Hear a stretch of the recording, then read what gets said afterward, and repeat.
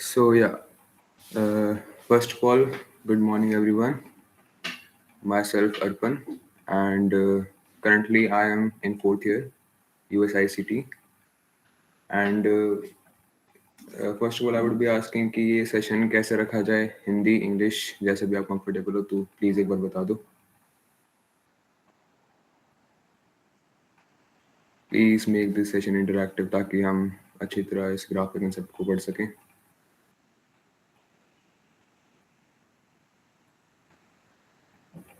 दोनों में लिख लो।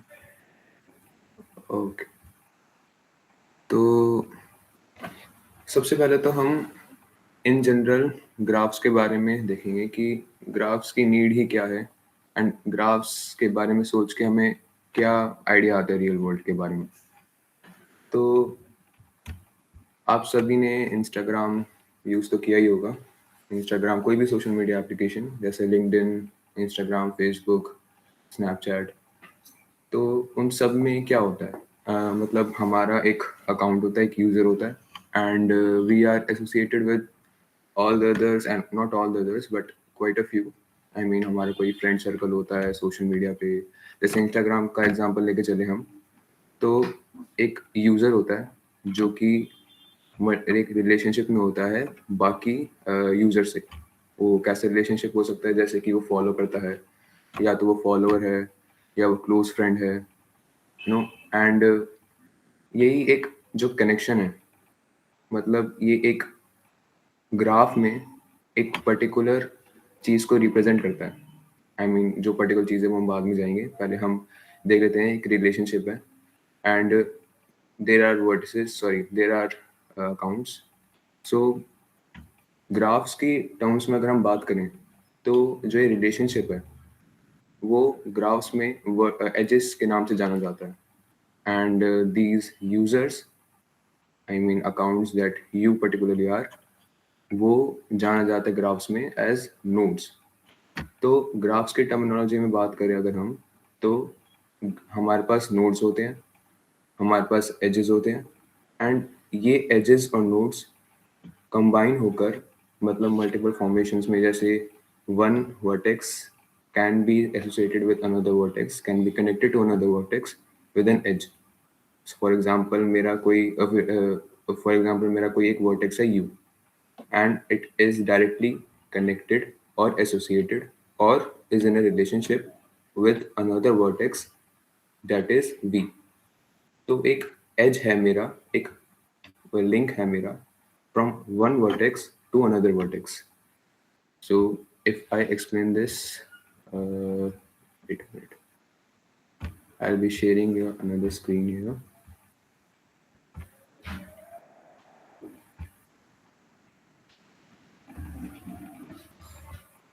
Yes.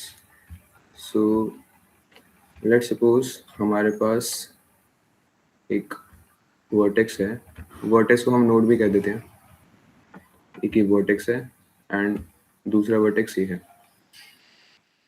And for example we are taken an example of Instagram. So ये एक पर्टिकुलर यूजर है which is named as U and this is another vertex which is named as, और user which is named as V. तो ये particular user जो कि you है, we से कनेक्टेड है via an edge. I mean अभी ऐसा भी हो सकता है कि ये वी एक बहुत बड़ी पर्सनालिटी, एक सेलिब्रिटी हो, तो U might be following V but V might not be following U. And ये भी हो सकता है कि U and we are both mutually following each other, like U is also following V and V is also following U. जो ये relationship है कि कौन, मतलब अगर यू वी एक दूसरे को फॉलो कर रहे हैं या यू पर्टिकुलरली वी को फॉलो कर रहा है बट वी यू को फॉलो नहीं कर रहा, तो ये दो टाइप के एजेस हमारे इलस्ट्रेट करता है. And these two edges are known as directed and undirected. So ये थोड़ी ज़्यादा हम आगे चले गए. तो सब first of all will be going to definition of what is graph and let's formal definition in fact. तो अब हम आ जाते हैं, just a second.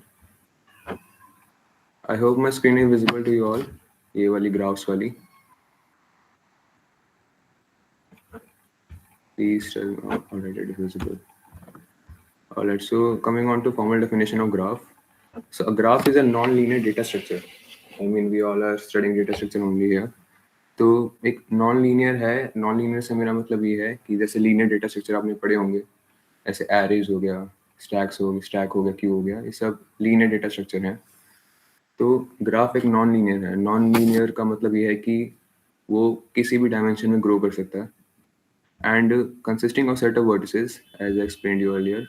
And vertices को आप रेजोनेट कर सकते हैं इंस्टाग्राम अकाउंट से, नोट से, and a set of edges which you can resonate with relationship link in Instagram, like follower or follows, that connect pair of vertices. And it is used to model and represent relationship between objects, as I told you earlier, such as social network where people are nodes and friendships are edges, or a map where cities are nodes and roads are edges. तो ये सब मैंने explain कर दिया, ये सब formal definition है. You need not go in the depth of this, मैंने already explain कर दिया है. So coming on to next, what are graphs? Nodes and edges are also explained. Nodes can have, nodes can be anything. I mean, it can be for competitive programming. ये तो generally मतलब कुछ ज़्यादा होता नहीं है. I mean, it can be a user, it can be anything, an object, and edges are links to another vertices. So यहाँ तक किसी को कोई डाउट हो तो प्लीज पूछ लो एक बार.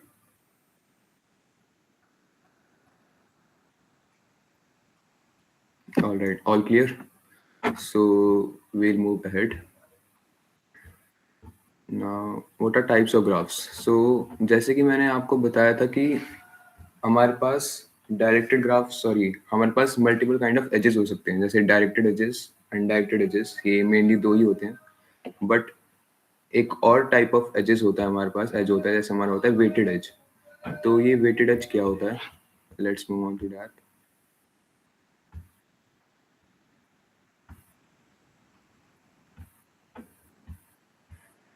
So this you just a second. Yeah. So as I said that U and V are vertices and these both are joined with this edge, and there are three kinds of edges mainly. मतलब mainly दो ही होते हैं, but जो तीसरा as होता है वो एक, मैं उसको दो एक टाइप नहीं कहूँगा, मतलब जो डायरेक्टेड और अनडायरेक्ट से रिलेटेड है, वो एक अलग काइंड ऑफ एज हो गया, वो एक अलग काइंड ऑफ टाइप हो गया जो कि उससे रेजल्ट नहीं करता डायरेक्टेड और अनडायरेक्टेड से. So what is an undirected edge? So an undirected edge is something that is not associated with a particular way or a particular direction or a particular rigidness. मतलब ऐसा नहीं है कि अगर मैं बोल रहा हूँ कि U और V के बीच में एक undirected edge है, तो जो कि रिप्रेजेंट भी कर रहे हैं यहाँ पर अभी, तो इसका मतलब ये है कि अगर मुझे U से V तक जाना है तो मैं इस एज को यूज कर सकता हूँ, इस एज को फॉलो कर सकता हूँ. एंड मुझे अगर वी से यू भी जाना है, वैसा वर्षा भी फॉलो करना है, तो मेरे को ऐसा नहीं है कि कोई और पाथ यूज करना पड़ेगा. मैं इसी एज को यूज कर सकता हूँ एंड वी से यू तक पहुंच सकता हूँ. मतलब कहने का मतलब ये है कि अनडायरेक्टेड एज, मतलब edge the name suggest literally वो किसी पर्टिकुलर डायरेक्शन में पॉइंट नहीं करता. I mean I can go from U to V and V to U. तो सोशल मीडिया, इंस्टाग्राम का एग्जाम्पल देखें तो फॉलोअर यू भी हो सकता है वी का और वी भी हो सकता है यू का. So I mean there is no particular direction in this. So this is an undirected edge. And talking about what's directed edge. So undirected से आपको पता लग गया होगा कि directed क्या होता है, कि वो एक particular direction में होता है. I mean अगर मैं बोलूँ U से V एक directed edge है, तो इसका मतलब ये होगा कि U से मैं V तक तो जा सकता हूँ, लेकिन V से मैं U तक इस पर्टिकुलर एज की हेल्प से नहीं जा सकता. Why? Because it restricts me to go from V to U because it is marking as an edge, marking it as a direction from U to V. That मैं इस point से लेकर यहाँ तक जा सकता हूँ. It is showing me a way. जैसे रोड्स होती है हमारी रियल लाइफ में, लिखा होता है कि वन वे ओनली, तो उसमें हम अगर दूसरी साइड से जाएंगे तो फॉर श्योर कि हमारा चालान कट जाएगा। मतलब हम दूसरी साइड से नहीं आ सकते, we can only move in one direction. हो सकता है कि ये एक बहुत बड़े ग्राफ का पार्ट हो, फॉर एग्जांपल ये कहीं और पॉइंट कर रहा है डायरेक्टेड एज, एंड यहाँ पर एक बहुत बड़ा ग्राफ हो, एंड यहाँ से मैं यू तक पहुँच सकता हूँ, ऐसा हो सकता है। लेकिन इसका मतलब ये नहीं है कि वी से यू तक अगर पहुँचा जा रहा है किसी और पाथ से तो ये एज अनडायरेक्टेड हो गया। Directed or undirected edge is only associated with this particular scenario with this particular u and v pair।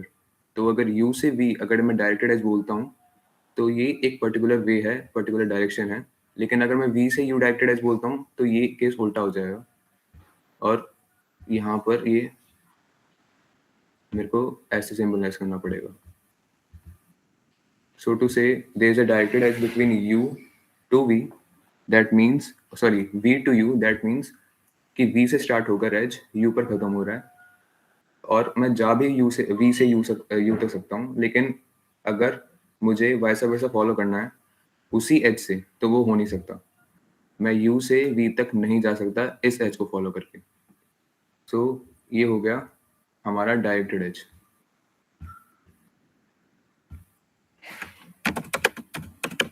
यहाँ तक किसी को डाउट है?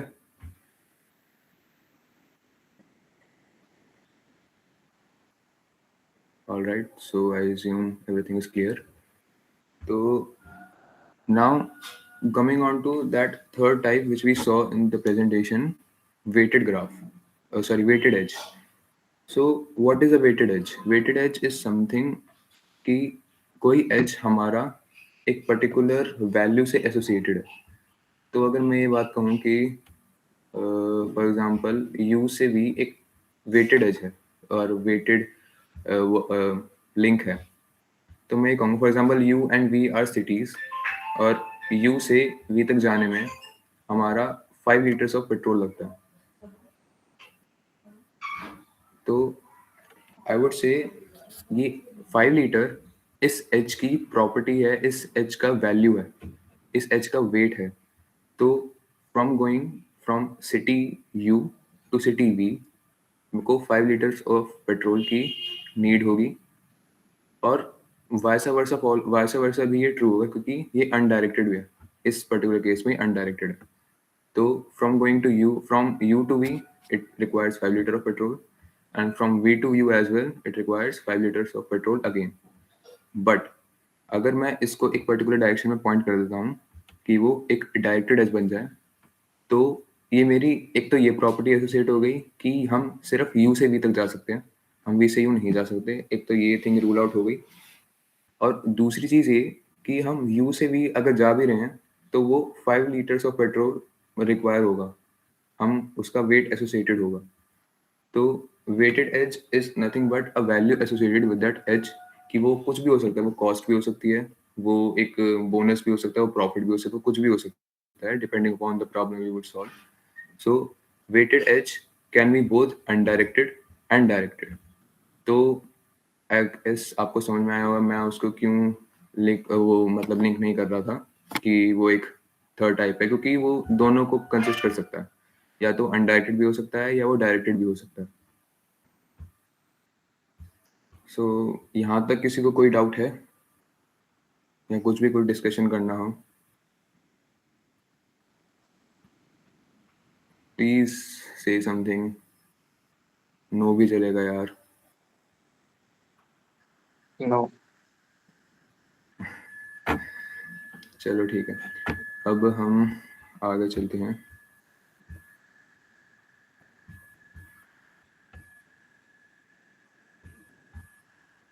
सो टाइप्स ऑफ ग्राफ्स अभी एक्सप्लेन तो करना नहीं हुए हैं, अभी तो एजेस एक्सप्लेन हुए हैं। सो अगर एक पर्टिकुलर ग्राफ में हमारे पास अनडायरेक्टेड एज है, अनडायरेक्टेड एजेस हैं, तो वो होता है हमारा अनडायरेक्टेड ग्राफ।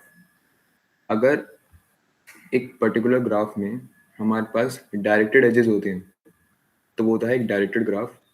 और सिमिलरली अगर उस ग्राफ में हमारे पास वेटेड एजेस इन्वॉल्व हैं तो वो होता है हमारा वेटेड ग्राफ। तो it depends on the kind of edges we are having in a graph कि वो कैसा ग्राफ होगा। So types of graphs are explained now. coming on to next, graph representation and traversal. So हमने अभी देखा कि graphs के edges कैसे होते हैं, बट ग्राफ्स रिप्रेजेंट कैसे होते हैं, ग्राफ्स को मतलब ट्रैवर्सल कैसे किया जा सकता है, मतलब रियल लाइफ में तो हमें उनको किसी पर्टिकुलर डेटा स्ट्रक्चर से ही सॉल्व करना है ना। ऐसा तो है नहीं कि हमारे पास कोई पर्टिकुलर लैंग्वेज में हमारे पास कोई एक इनबिल्ट क्लास है कि हम ग्राफ डिफाइन कर दें और एजेस डिफाइन कर दें और वो अपने आप एक ग्राफ तैयार हो जाए। ऐसा नहीं कर सकते हम। तो मे बी किसी वो ऐसी लैंग्वेज में होगा जो कि फेमस नहीं है, बट फेमस लैंग्वेजेस में तो ऐसा नहीं है, लाइक C++, जावा। तो हमें क्या करना है, हमें ग्राफ को रिप्रेजेंट करना है, हमें ग्राफ को किसी ऐसे डेटा स्ट्रक्चर में फॉर्म करना है कि वो रिप्रेजेंट हो हमें एज अ ग्राफ। हमें वो उस पर्टिकुलर डेटा स्ट्रक्चर में ना दिखकर वो हमें ग्राफ दिखे। तो हम इसके लिए उसका एरेज का यूज करते हैं, एरेज और vector, if you no. I mean just a second.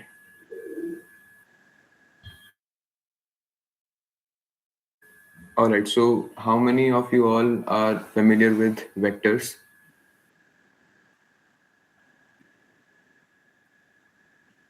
Hello, hello. are you familiar with the vectors? I mean, arrays क्या होते हैं, vectors क्या होते हैं? Yes.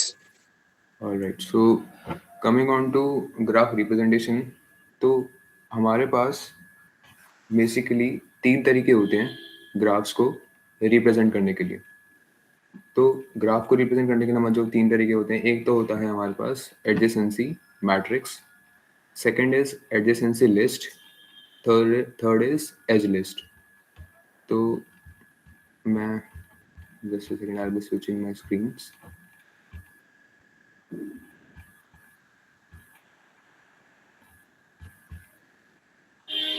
So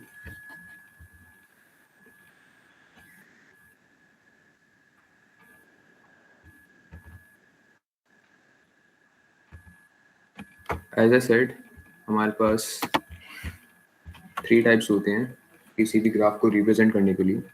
first is adjacency list,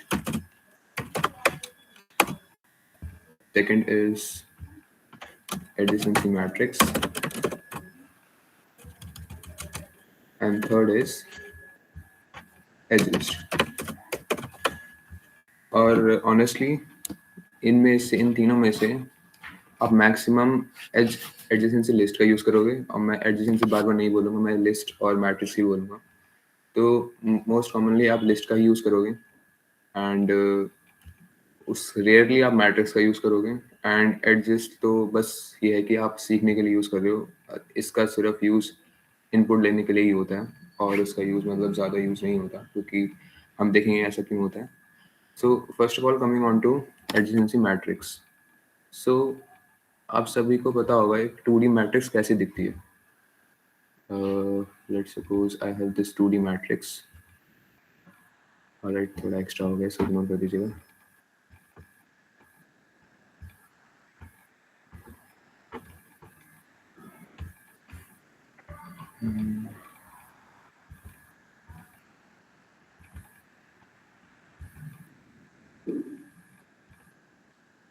I don't have a stylus actually, तो मेरे को थोड़ी प्रॉब्लम होएगी। So this is a 2D matrix. हमारे पास सेल्स हैं, and let's suppose we have index from 0, 1, 2, 3 and 4, and similarly there as well 0, 1, 2 and 3. All right, so I have to make this one more as well. It is never a M cross N 2D matrix. It's always N cross N, मतलब एक square matrix ही होगी हमारे पास, rectangular matrix नहीं होगी। And और let's suppose 0, 1, 2, 3, 4 हमारे graph के nodes को रिप्रेजेंट कर रहा है। तो अगर मैं यहाँ पर आ जाऊँ,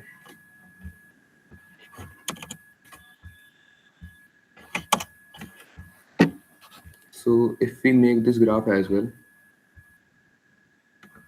if this is 0, this is 1, this is 2, this is 3, and this is 4. And we have edges. मैं अभी undirected edges use कर रहा हूँ.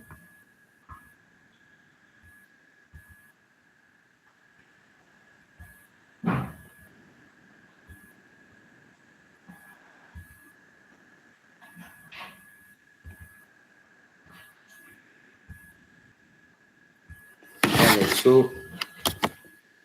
हमारे पास 5 edges हैं, sorry 5 vertices हैं, which are namely 0, 1, 2, 3 and 4. क्योंकि 0 बेस इंडेक्सिंग है तो वो 4 तक गया है. And you all know that these are 5 vertices. Now इसको अगर मुझे adjacency मैट्रिक्स में रिप्रेजेंट करना हो, एज नेम सजेस्ट कि मैट्रिक्स है, हमारे पास पूरी मैट्रिक्स होगी, तो इस एक पर्टिकुलर सेल किस चीज से फिल होगा. अगर हम उस चीज पे जाएं तो 0,0 इट रिप्रेजेंट्स दैट किसी भी आई जे का पेयर, किसी भी आई जे का पेयर ये रिप्रेजेंट करता है कि क्या उसके बीच में एज है या नहीं है. ये बहुत क्रॉस दिख रहा है तो मैं इसको हटा देता हूँ.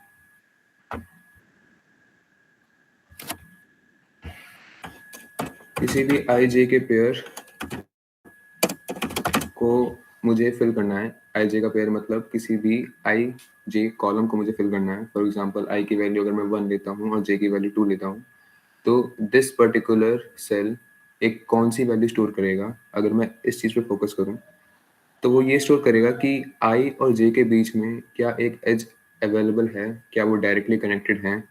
तो अगर मेरे को आंसर करना हो क्या 0, 1 डायरेक्टली कनेक्टेड हैं, तो मेरा आंसर होगा यस. तो इस मैट्रिक्स में 0, 1 में कॉलम में जाऊंगा तो मैं यहाँ पर फिल करूंगा ट्रू.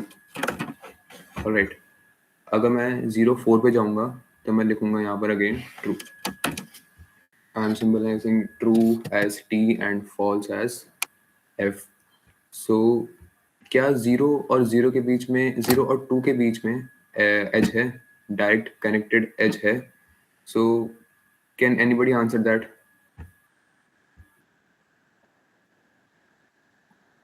जीरो और 2 के बीच में डायरेक्टेड एज, सॉरी एक डायरेक्ट लिंक है या नहीं है.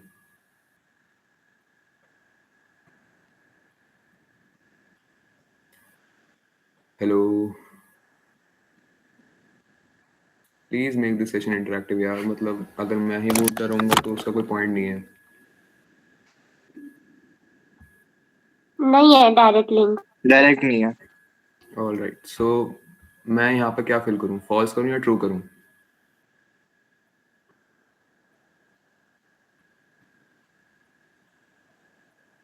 फॉल्स. Alright, good. सो यहाँ फॉल्स फिल करने से मेरे पास ये सिंबलाइज कर रहा है कि 0 और 2 भले ही उनके बीच में एक बात हो, लेकिन वो एक डायरेक्टली एज से एसोसिएटेड नहीं है. 0 और 2 डायरेक्टली कनेक्टेड नहीं है.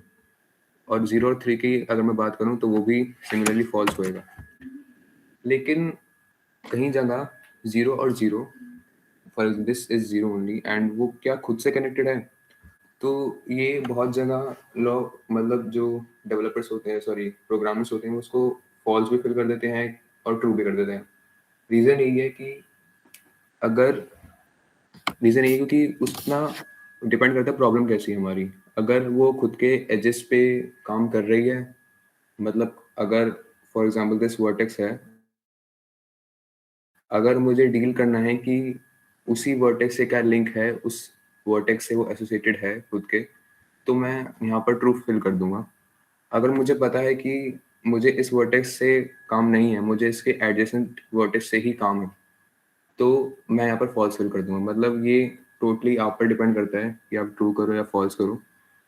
बट जनरली कन्वेंशन के हिसाब से मैं बताऊंगा आपको कि अगर डायरेक्टेड ग्राफ्स में ऐसे एजेस होते हैं जो सेल्फ पॉइंट करते हैं, तो उस केस में डायरेक्टेड ग्राफ्स में हम यहाँ पर ट्रू फिल कर देते हैं अगर ऐसा एज अवेलेबल है या नहीं. अगर है, अगर नहीं है तो हम यहाँ पर फॉल्स फिल करते हैं. बट अनडायरेक्टेड एजेस के लिए, अनडायरेक्टेड ग्राफ्स के लिए ये आप पर डिपेंड करता है कि आप ट्रू फिल करें या फॉल्स फिल करें. तो इसका यहाँ पर अनडायरेक्टेड ग्राफ्स में इतना पॉइंट नहीं है, बट डायरेक्टेड ग्राफ में you should fill false only अगर ये एज, रेड वाला एज अवेलेबल नहीं है। अगर है तो आपको ट्रू फिल करना चाहिए, बट प्रॉब्लम टू प्रॉब्लम में डिपेंड करता है कि आप इसको कैसे टैकल करेंगे। तो इतना फोकस हम 0 to 0 नहीं रखेंगे, हम सिर्फ उसके एडजेसेंट वर्टिसेस पे ही ध्यान रखेंगे। सो सिमिलरली पूरा मैट्रिक्स फिल करी जा सकती है। 1 to 0 there is an edge, yes there is an edge, क्योंकि ये अनडायरेक्टेड ग्राफ है तो मैं यहाँ पर फिल करूँगा ट्रू। सो यहाँ पर अगर मेरे पास एक डायरेक्टेड एज होता, फॉर एग्जाम्पल 0 to 1 अगर मैं पॉइंट करूँ, there is an directed edge from 0 to 1, तो मैं 1 to 0 इस पर्टिकुलर सेल में ट्रू फिल नहीं कर सकता था। रीजन सेम केस कि मैं 0 to 1 जा सकता हूँ, 1 से 0 नहीं जा सकता, तो यहाँ पर फॉल्स आएगा। एंड सिमिलरली ये क्योंकि एक अनडायरेक्टेड ग्राफ है, ये पूरी मैट्रिक्स फिल करी जा सकती है डिपेंडिंग अपॉन कि उन पेयर ऑफ वर्टिसेस में एक डायरेक्ट एज है या नहीं है। उनके पाथ पे बात तो खैर एक अलग चीज हो गई, I will come on to that as well, but एक डायरेक्ट एज है या नहीं, मतलब वो डायरेक्टली कनेक्टेड है या नहीं है, तो ये पूरी मैट्रिक्स ऐसे फिल करी जा सकती है। नाउ अगर केस है कि फॉर एग्जांपल हमारे पास बहुत सारे एजेस हैं एंड लेट्स सपोज इतने बहुत सारे वर्टिसेस हैं, हमारे पास इतने एजेस नहीं हैं, एंड अगर उसको स्पेसिफिक ग्राफ्स की टर्मिनोलॉजी में बात करूं तो मैं कहूँगा कि अगर ग्राफ स्पार्स है तो आप खुद सोचिए, अगर हमारे पास यहाँ पर फॉर एग्जांपल 100 वर्टिसेस होते एंड एजेस होते सिर्फ 5, तो इसका मतलब ये है कि मोस्टली पूरे मैट्रिक्स में हमारे पास काफ़ी फॉल्स आएंगे एज कम्पेयर टू ट्रू, क्योंकि 5 ही ट्रू आएंगे हमारे पास। तो उस केस में ये स्टोर करना कि सभी एक वर्टेक्स, सभी वर्टिसेस के लिए another pair of vertices, like for मैं अगर बात करूँ, मेरे पास एक वर्टेक्स है 99, तो मैं 0 से लेकर 99 की इंफॉर्मेशन फिल नहीं करना चाहूँगा। रीज़न सिंपली ये हो सकता है कि 99 एक आइसोलेटेड एज है और वो किसी भी आइसोलेटेड वर्टेक्स है और किसी भी वर्टेक्स से कनेक्टेड नहीं है। तो मेरे लिए 0 से लेकर 99 तक सारी वैल्यूज फॉल्स ही होंगी, तो उसका कोई पॉइंट नहीं है कि मैं स्पेस वेस्ट करूं। तो उस चीज़ के लिए मैं एडजेसेंसी लिस्ट का यूज़ करता हूँ। अब एडजेसेंसी लिस्ट क्या होती है, हमारे पास एक वेक्टर होता है, I'll represent that as a rectangle here. Alright, so for example मेरे पास 0 to 99 एजेस हैं, वर्टिसेस हैं।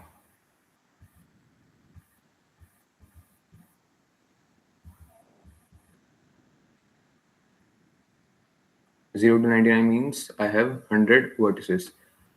So it's simply like that कि अगर 0 जितने भी vertices से connected है तो मैं उनको यहाँ पर स्टोर कर लूँगा, and for example and similarly बाकी सारे vertices के लिए मैं स्टोर कर लूँगा ये value.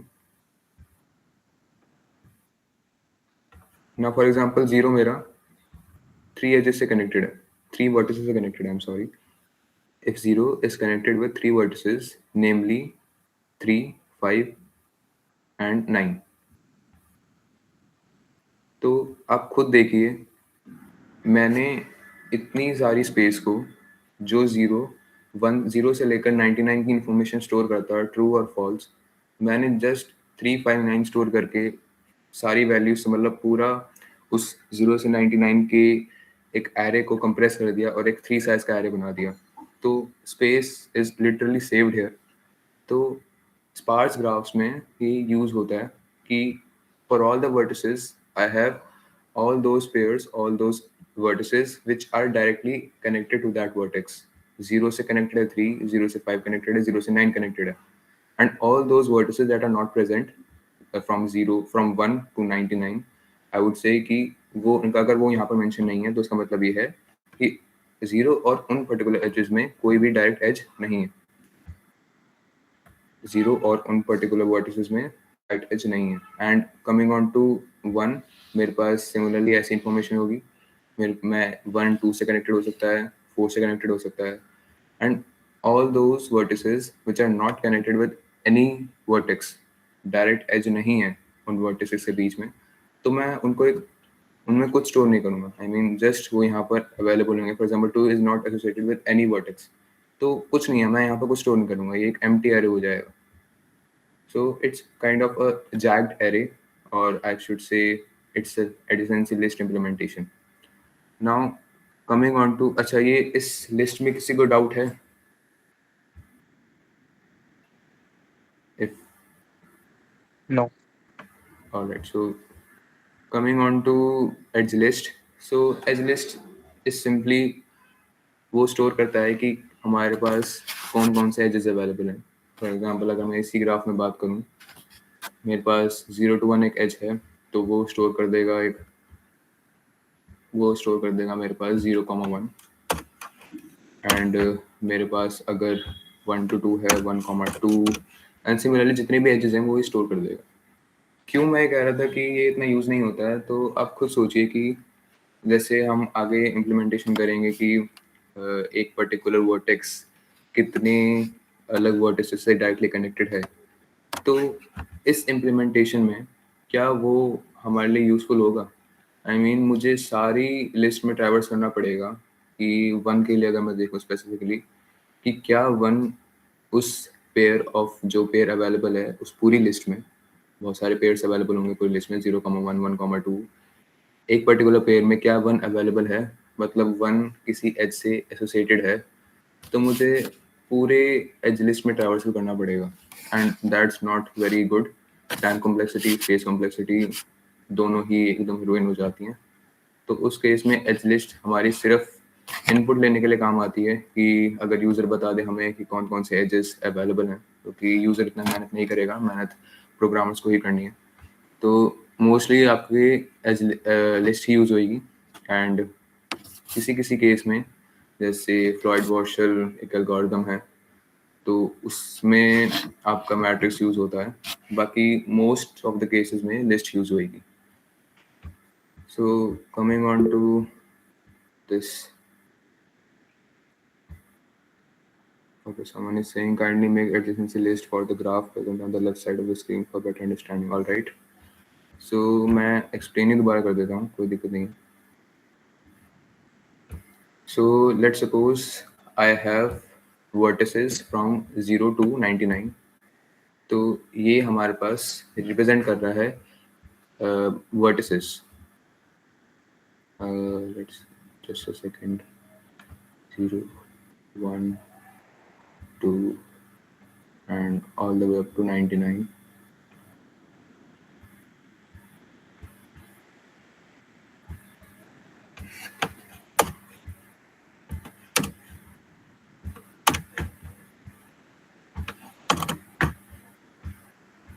So Harsh, is it visible to you? I mean, now you are able to see it. All right, so ये, I mean, it's not representing a list right now. It's just representing the vertices here. तो for example अगर मैं कहूँ कि 0 के 5 edges हैं, 5 edges से associated है वो, 5 वर्टिसेस से एसोसिएटेड है वो, तो मैं यहाँ पर वो सारी वैल्यू स्टोर कर दूंगा जिन जिन वर्टिसेस से वो कनेक्टेड है directly. I am again and again mentioning कि वो डायरेक्टली कनेक्टेड है। एक एज वही होता है जो एक वर्टेक्स को दूसरे वर्टेक्स से डायरेक्टली कनेक्ट करे, and there is something called path as well. मैं पहले वो डिस्कस कर लेता हूँ because that is coming again and again in my mouth. So path is something कि क्या एक वर्टेक्स से, फॉर एग्जांपल 0 से मैं अगर बोलूँ कि 42 एक वर्टेक्स है, क्या मैं वहाँ तक पहुँच सकता हूँ?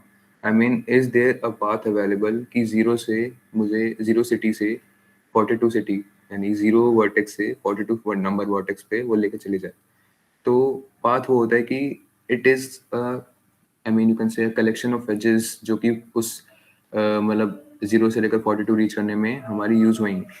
फॉर एग्जांपल 0 42 तक रीच कर रहा है 5 एजेस में, for example 0 to 5, and then 0 first reaches to 5, and then 5 reaches to, let's suppose, 6, and then 6 reaches to, let's suppose, 41, and 41 reaches to 10, and then 10 reaches to 42. So ये एक path है, 0 से लेकर 42 के बीच में, and which is associated with all these edges like 0 to 5, 5 to 6, 6 to 41, 41 to 10 and 10 to 42. अगर एक जीरो से अगर मैं किसी एक वर्टेक्स से दूसरे किसी वर्टेक्स पे जा सकता हूँ तो इसका मतलब ये है कि उनके बीच में एक पाथ एग्जिस्ट करता है। लेकिन अगर मैं ये कहता हूँ कि क्या एक वह समझ लो 0 से लेकर 42 में के बीच में एक एज एग्जिस्ट करता है, डज एज एग्जिस्ट, तो मैं उसका आंसर करूँगा अगर ग्राफ को देखकर कि लेट्स सपोज 0 है और मैं इस लिस्ट में गो थ्रू करता हूँ। लेट्स सपोज 0 है मेरा, वो 3 से कनेक्टेड है, वो 3 से कनेक्टेड है, वो 4 से कनेक्टेड है, वो 5 से भी कनेक्टेड है, एंड लेट्स सपोज वो 99 से भी कनेक्टेड है, but in all those vertices 42 is not available. That simply means that 0 42 से डायरेक्टली कनेक्टेड नहीं है। तो आपको ये भी समझ में आया होगा कि एडजेसेंसी लिस्ट में क्या स्टोर होता है। हमारे पास स्टोर होते हैं एजेस, और हर वर्टेक्स जो डायरेक्टली कनेक्टेड है किसी भी पर्टिकुलर वर्टेक्स से, तो उस केस में इस पर्टिकुलर एरे में इस मतलब for example one number of vertex में क्या स्टोर होगा वो डिपेंड करता है कि उसके कितने एजेस हैं, वो कितने वर्टिसेस से कनेक्टेड हैं, नथिंग एल्स। ऐसा नहीं है कि 0 अगर 42 के बीच में पाथ है तो वो यहाँ पर स्टोर होगा, नहीं। अगर एक एज है तो ही स्टोर होगा, नहीं तो नहीं स्टोर होगा। तो क्या मुझे इसका आंसर क्या देना चाहिए, 0 से 42 के बीच में क्या एज है? तो आंसर होगा नो, क्योंकि वो इस पर्टिकुलर लिस्ट में इस पर्टिकुलर एरे में अवेलेबल नहीं है। So the answer is no. So similarly मैं बाकी सारे वर्टिसेस के लिए जो ये स्टोर कर सकता हूँ कि वो किन किन वर्टिसेस से डायरेक्टली कनेक्टेड है। तो आई गेस अब समझ में आया होगा। First please knowledge me.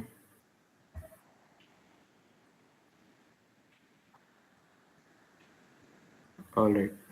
So coming on to, I guess I'm done with adjacency list, matrix, and edge list as well. So yeah, as I told you, matrix is efficient for dense graphs and with quick lookups. Yes, of course. क्योंकि and why it is so? I mean, क्यों quick lookups क्यों हो सकते हैं? तो let's suppose हमारे पास एक matrix है, ये ऑलराइट। सो यहीं पर आ जाते हैं। तो मैट्रिक्स है क्विक लुकअप्स के लिए, क्यों ये अच्छा बोल रहा है? अब एडजेसेंसी लिस्ट में आपने देखा होगा कि मैं यहाँ स्टोर कर रहा हूँ वर्टिसेस, तो ये किसी पर्टिकुलर ऑर्डर में नहीं है। ऐसा नहीं, ऐसा भी हो सकता है कि ऐसा नहीं है कि 3 5 9 इसी ऑर्डर में आएंगे। ऐसा भी हो सकता है कि 5 9 3 ऐसे मतलब मैं एज वर्टिसेस स्टोर कर लूँ। ऑल्सो ऐसा नहीं है कि उनके बीच में कोई पर्टिकुलर गैप होगा, मतलब वो रैंडमली वर्टिसेस आ सकते हैं। ऐसा नहीं है कुछ फिक्स्ड ही एक पर्टिकुलर फॉर्मेट में मेरे पास आएंगे। तो मैं एक directly big of one time में मैं नहीं जज कर सकता कि क्या 0 फॉर एग्जांपल अगर मेरे को 42 के लिए ऐसे लुकअप करना है, अगर मैं यहाँ पर देखूँ तो मुझे इस पूरे एरे में ट्रैवर्स करना पड़ेगा क्या 42 अवेलेबल है। अगर नहीं है तो आई नो दैट कि कोई एज डायरेक्ट नहीं है, बट अगर 42 यहाँ पर अवेलेबल है तो यस मैं हाँ कर दूंगा। बट आप भी देखिए कि मुझे पूरे एरे में यहाँ पर ट्रैवर्स करना पड़ रहा है। लेकिन अगर मैं यही चीज़ यहाँ पर इम्प्लीमेंट करूँ, अगर मुझे ये फाइंड करना हो कि 0 to 42 एक एज अवेलेबल है, कंसिडरिंग कि यहाँ पर ये मैट्रिक्स 99 तक एक्सपैंड होती है, तो कहीं पर यहाँ पर 42 आ रहा होगा और वहाँ पर एक वैल्यू स्टोर हो रही होगी, and depending upon is it true और फॉल्स, मैं ये डिटरमाइन कर सकता हूँ क्या एक एज अवेलेबल है 0 to 42 के बीच में या नहीं। तो simply big of worst case में n ये रिड्यूस हो जाता है बिग ऑफ 1 में। डायरेक्टली कांस्टेंट टाइम में मैं बता सकता हूँ 0 to 42 में जाकर कि क्या वहाँ पर एक एज है या नहीं है। So in this case it is, oh just a second, I was not sharing my screen for that, or am I? Yes, I was sharing. So coming on to this again, the presentation I was sharing earlier. So आपने देखा होगा कि क्यों ये quick lookups के लिए easy होता है, and the list is similarly save space with sparse graphs, adaptable structures, and yes, adaptable structures का मतलब ये है कि जैसे मैंने बोला था jagged array, if you know the terminology, कि एक फिक्स्ड साइज नहीं होता कि इसी हर वर्टेक्स में इतने पर्टिकुलर साइज होना चाहिए, क्योंकि वो अगर ऐसा अगर मैं कहूँगा तो वो एक मैट्रिक्स ही बन जाएगी। वो इंडिपेंडेंट नहीं है हर वर्टेक्स के लिए कि वो कितने भी वर्टिसेस स्टोर कर सकता है। So it is an adaptable structure. So moving ahead, graph traversal. So बहुत ही इंपॉर्टेंट चीज़ आ रही है, graph traversal. We have two kind of traversal in graphs, which is breadth first search and the next is depth first search. So I'll be sharing my screen again. यहाँ तक किसी को कोई डाउट है तो प्लीज शेयर कर दीजिए.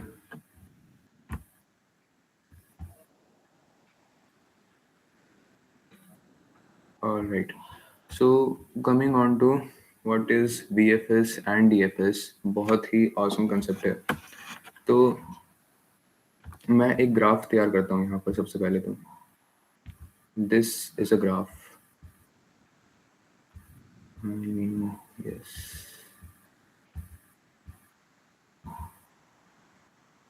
So as you can see, graph is associated with vertices and edges.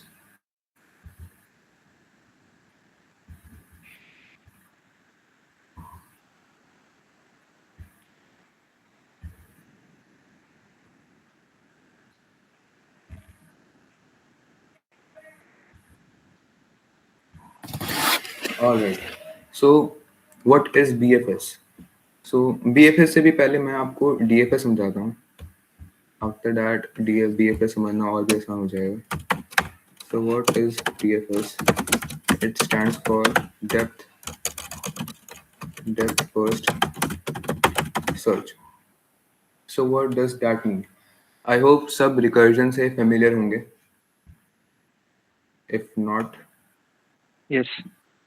alright. So यहाँ पर मैं depth first search से क्या मतलब करता हूँ? I mean depth first. What does that mean? Depth first का मतलब है कि मैं अगर एक पर्टिकुलर डायरेक्शन में जा रहा हूँ तो मैं तब तक जा रहा हूँ जब तक कोई डेप्थ मैं डेप्थ तक रीच नहीं करता. लिटरल मीनिंग ये है इसका. Now we are trying to understand with the graph. So let's suppose I have this 0 and I have this 1, 2, 3 and 4 and 5. So अगर मैं बोलूँ कि मेरे को एक डेप्थ फर्स्ट सर्च स्टार्ट करना है and my starting node is 0. सो जो भी ये DFS BFS हैं, ये दोनों ट्रेवर्सल टेक्निक्स हैं.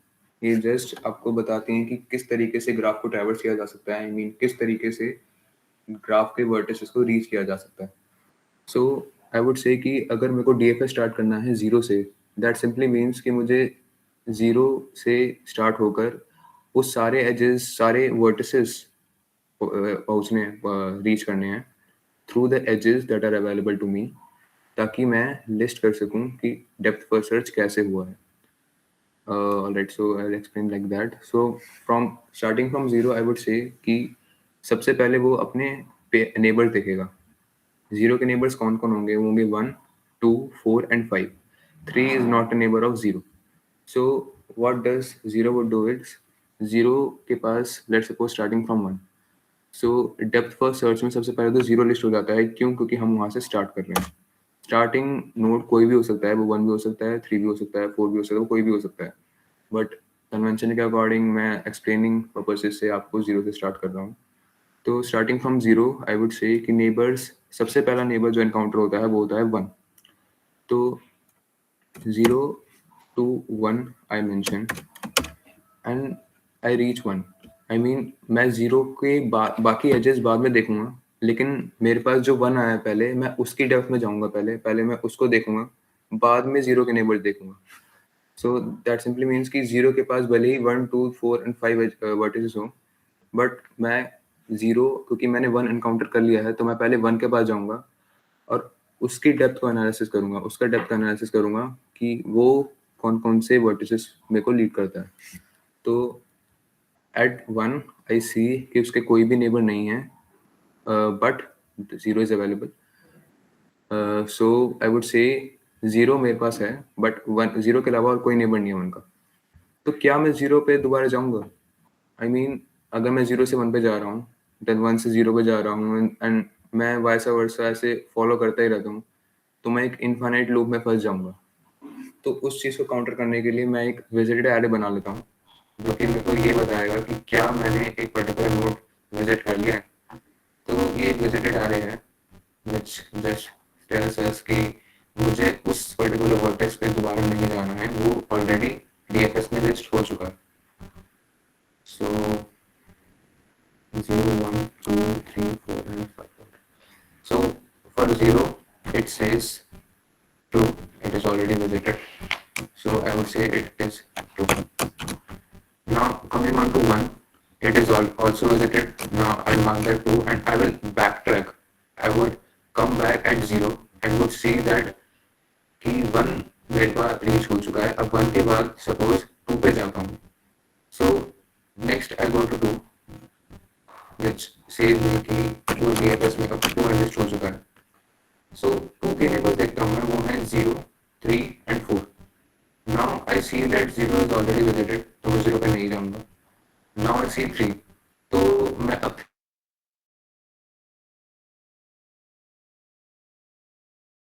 इसको ट्रू मार्क कर देना, क्योंकि जो ताकि वो एक इनफाइनाइट लूप में ना फंसे. So after 2 I visit 3.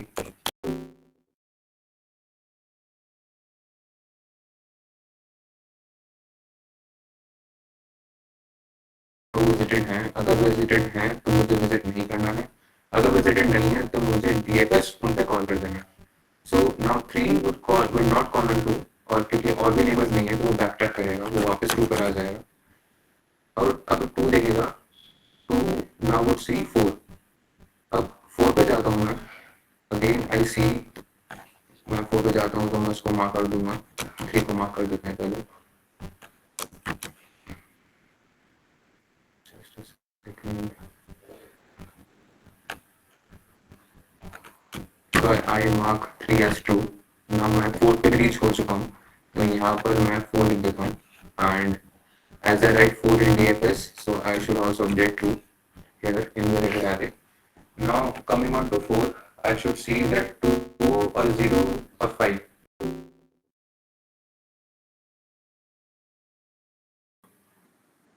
तो इस चीज में किसी को डाउट है?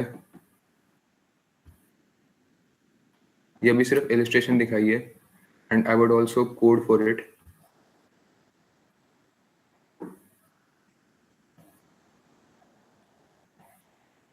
ऑलराइट, सो इसका मैं आपको स्यूडो कोड दिखाता हूँ ये कैसे होगा. So first of all, I would say I'm writing this void DFS, and it would take the starting node, and yes, it would take the list available to us, and मैं list को ऐसे represent कर सकता हूँ क्योंकि वो एक 2D array तो होगी.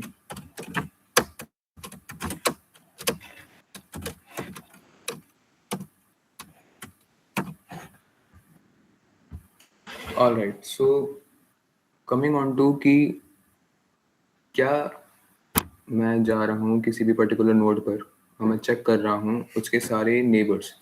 So I would say that I would check all the neighbors. I would check all the neighbors, and while checking that neighbors, if I encounter any node which is visited, which is not visited, then I would be calling DFS onto that node with the passing on list. Also, जब मैं किसी भी point पे पहुंचता हूँ, किसी भी node पे पहुंचता हूँ, तो मैं उस पर्टिकुलर नोड को मार्क कर दूंगा एज ट्रू. एंड मैं यहाँ पर भी मुझे यहाँ पर भी पास करना है. So I would say visited.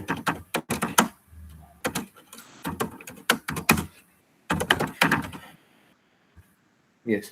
So coming on to this pseudo code, although ये एक प्रॉपर कोड नहीं है, तो जस्ट एक्सप्लेनेशन पर्पस इसके लिए मैं बता रहा हूँ DFS कैसे करते हैं.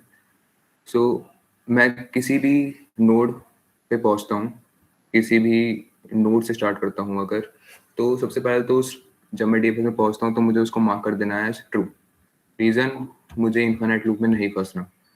Then I will check all the neighbours and check if the neighbours are not visited.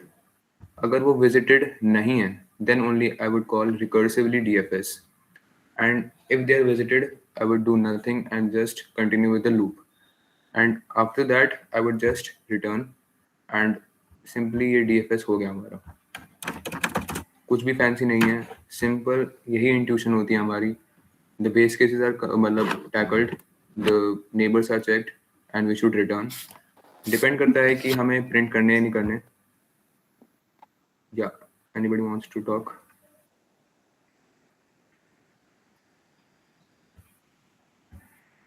Okay. So this is the intuition of DFS कि मैं डेप्थ में जा रहा हूँ हर पर्टिकुलर नोड की and I'm going until I reach a dead end. So this is what DFS is. Alright, so DFS सबको clear हो गया?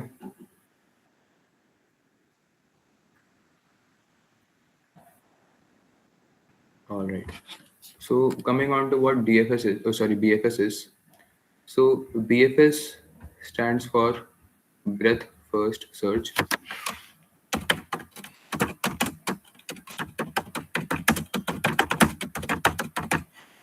तो मुझे ये वर्ड ज़्यादा अच्छा नहीं लगता है, मैं इसको कहूँगा लेवल वाइज सर्च। तो सिमिलरली जैसे अभी हमने ऊपर ग्राफ्स में देखा, जस्ट अ सेकेंड, ऑलराइट। सो जैसे हमने इस ग्राफ में देखा कि डीएफएस हमने किया, हम वर्टिसेस पे रीच कर रहे थे और तब तक जा रहे थे जब तक हमें डेड एंड ना मिल जाए। लेकिन बीएफएस एक अलग तरीके से काम करता है। बीएफएस कैसे काम करता है? बीएफएस फर्स्ट ऑफ ऑल देखेगा मेरे सारे नेबर्स कौन कौन से हैं। वो देखेगा मेरे पास, अच्छा मेरे पास नेबर 1 है, 2 है, 4 है एंड 5 है, तो मैं उसको लिस्ट कर देता हूँ कि हाँ ये सारे मेरे पास अवेलेबल हैं इस पर्टिकुलर लेवल पे। सो फर्स्ट ऑफ ऑल लेवल 0 अगर मैं स्टार्ट करूँ कि 0 पे तो स्टार्ट नोड 0 है, तो लेवल 0 पे 0 ही होगा। आफ्टर दैट लेवल 1 पे जो अवेलेबल है वो है मेरे पास 1, 2, 4 and 5. So I would say at level 1 I have 1, 2, 4, 5.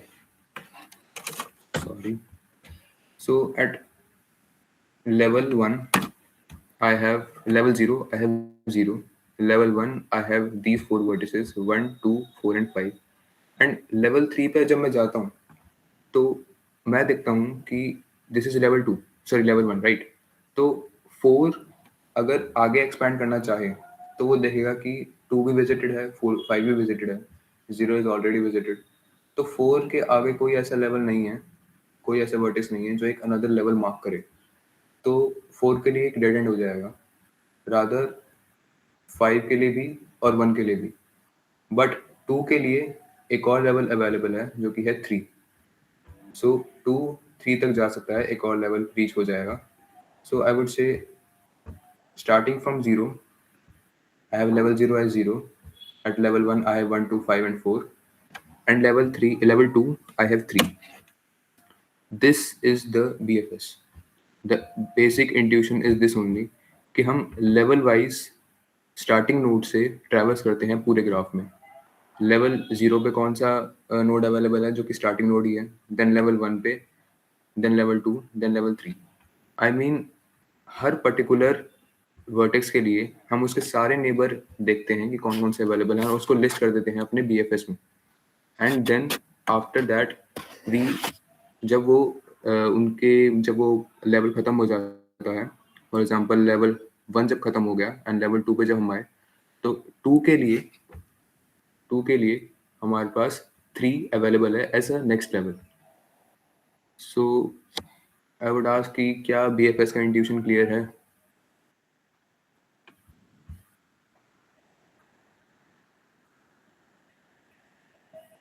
Alright, I guess सिर्फ 2 ही बच्चे रिस्पॉन्ड कर रहे हैं और कोई पढ़ रहा है।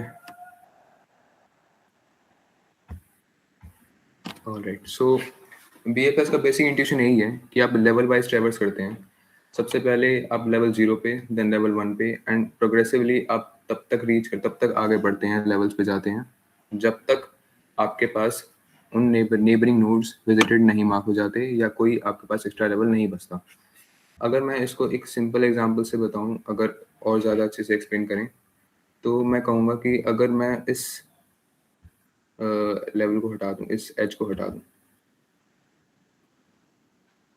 सो आई वुड से कि 0 पे, लेवल 0 पे 0 अवेलेबल है, देन लेवल 1 पे this 2, 1 and 5 are available, and level 2 पे दिस 3 एंड 4 आर अवेलेबल। अब लेवल 2 मैं क्यों बोल रहा हूँ?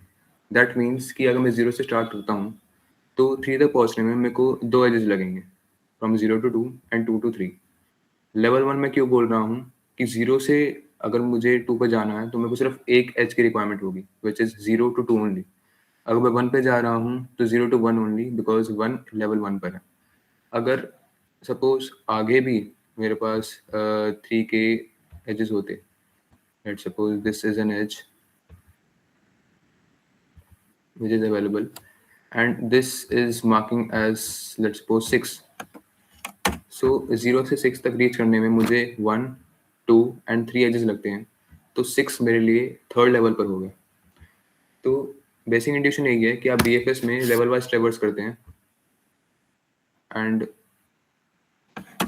हर एक लेवल पे आने के बाद आप तब तक आगे नहीं बढ़ते, उस लेवल को मार्क नहीं करते जब तक उसके सारे विजिटेड नोड्स कंप्लीट नहीं हो जाते। What do I mean by that कि 0 से आप जब लेवल 1 पे गए तो 1, 2, 5 एंड 4 हो गया, एंड जब नेक्स्ट लेवल पे जाएंगे, मतलब 0 के कंपैरिजन में, तो आप ये जरूर इंश्योर करेंगे कि 1, 2, 5 एंड 4 के साथ कोई एजेस नहीं है जो 0 से एसोसिएटेड हैं। Alright, so I would say let's start with इसकी इम्प्लीमेंटेशन कैसे होती है सीडो कोड की हेल्प से। तो हम बीएफएस को कैसे इम्प्लीमेंट करते हैं? हम करते हैं इम्प्लीमेंट क्यू की हेल्प से। सो अगर मैं ग्राफ की हेल्प से ही बताऊं तो सबसे पहले मेरे पास 0 आ गया,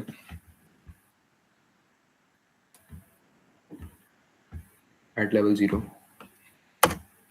एंड देन 0 के एडजेसेंट जितने भी हैं,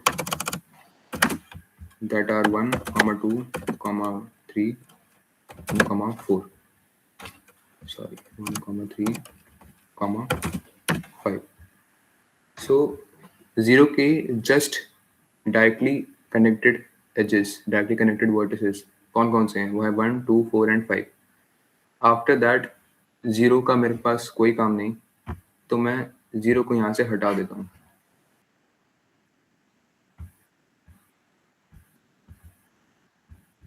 Zero is removed from here. Now I would check for 1 again. एक सेकंड, मैं दोबारा इसको कंस्ट्रक्ट कर देता हूँ। Now I would check for 1 कि 1 के आगे कौन से एजेस हैं, वर्टिसेस हैं जो कि विजिटेड नहीं है, एंड आई वुड से कि 1 के आसपास ऐसे नेबर्स में कोई भी ऐसे वर्टिसेस नहीं है जो कि विजिटेड नहीं है, क्योंकि 0 ऑलरेडी विजिटेड है, तो मैं 1 को भी हटा दूंगा यहाँ से। And then coming on to 2, I would see 2 के बाद 3 एक ऐसा वर्टेक्स है जो कि विजिटेड नहीं है, तो मैं 2 के लिए, मतलब 2 के कॉरस्पॉन्डिंग मैं 3 को क्यू में एंटर कर दूंगा।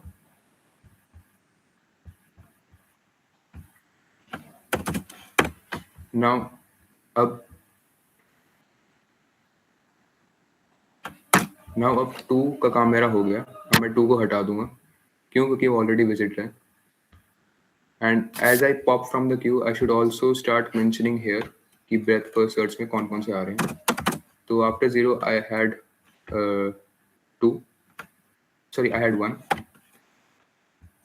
and after 1 I have 2, क्योंकि जैसे जैसे मैं पॉप करूंगा क्यू से, मुझे उसको यहाँ पर एनलिस्ट कर देना चाहिए breadth first search में. And coming on to 4, I would see here कि 4 के adjacent कौन से neighbors हैं जो कि visited नहीं है. तो 2 already visited है, 5 already visited है. क्यों? क्योंकि दोनों क्यू में अवेलेबल हैं. सो 4 के एडजेसेंट कोई भी नहीं ऐसा नेबर जो विजिटेड नहीं है, तो मैं उसको सिंपली पॉप कर दूंगा and I would just right it in the BFS.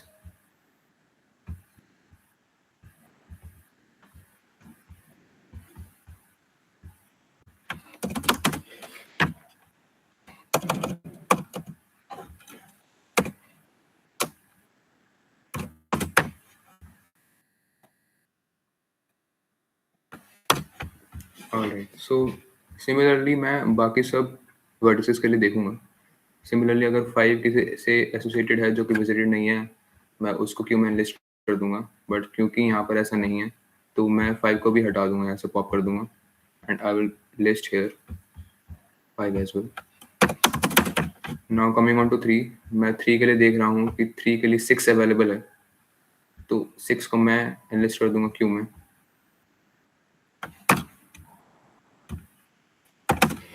And similarly, और क्योंकि मेरे पास 3 के अलावा 3 के एडजेसेंट कोई भी ऐसे वर्टेक्स नहीं है जो कि विजिटेड ना हो 6 के अलावा, तो मैं 3 को फिर पॉप कर दूंगा. एंड 3 को पॉप करने के बाद मैं उसको BFS में एनलिस्ट कर दूंगा. सिमिलरली मैं 6 के लिए देखूंगा and 6 would do similar process. 6 के अलावा 6 के आसपास कोई भी ऐसा वर्टेक्स नहीं है जो कि विजिटेड ना हो, तो 6 कुछ भी क्यू में एनलिस्ट नहीं करेगा.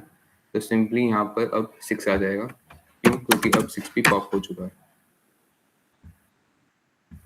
अब क्योंकि हमारे पास क्यू एम्प्टी हो गई है, तो हमारा BFS कंप्लीट हो चुका है. जब तक क्यू एम्प्टी नहीं है तब तक हमें क्यू का फ्रंट एलिमेंट पकड़ना है. उसके वो सारे नेबरिंग एलिमेंट्स हमें क्यू में एनलिस्ट करने हैं, एनक्यू करने हैं, जो कि नॉट विजिटेड है. तो ऐसे प्रोसेस करते करते BFS हमारा कंप्लीट हो जाएगा जब हमारा क्यू एम्प्टी हो जाएगा. सो अगर इस चीज़ में किसी को डाउट हो तो प्लीज़ शेयर कीजिए.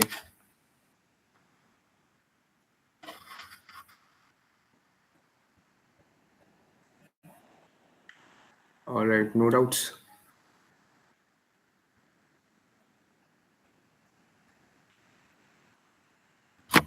ऑलराइट.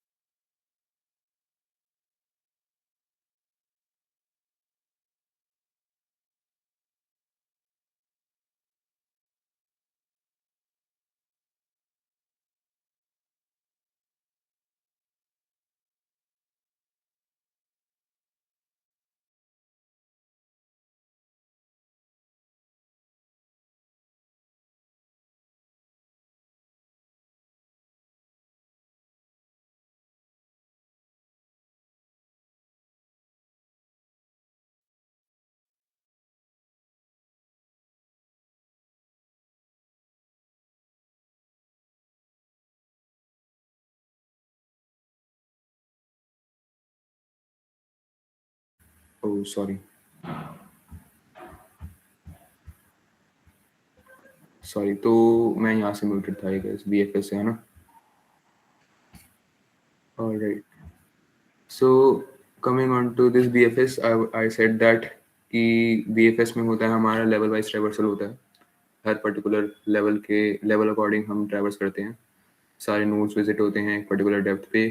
क्यू का यूज़ होता है और इसका अपोजिट है डेप्थ, क्योंकि वो रिकर्सिवली हर वर्टेक्स को तब तक एक्सप्लोर करता है जब तक उसकी डेप्थ खत्म ना हो जाए. तो this is what all I said.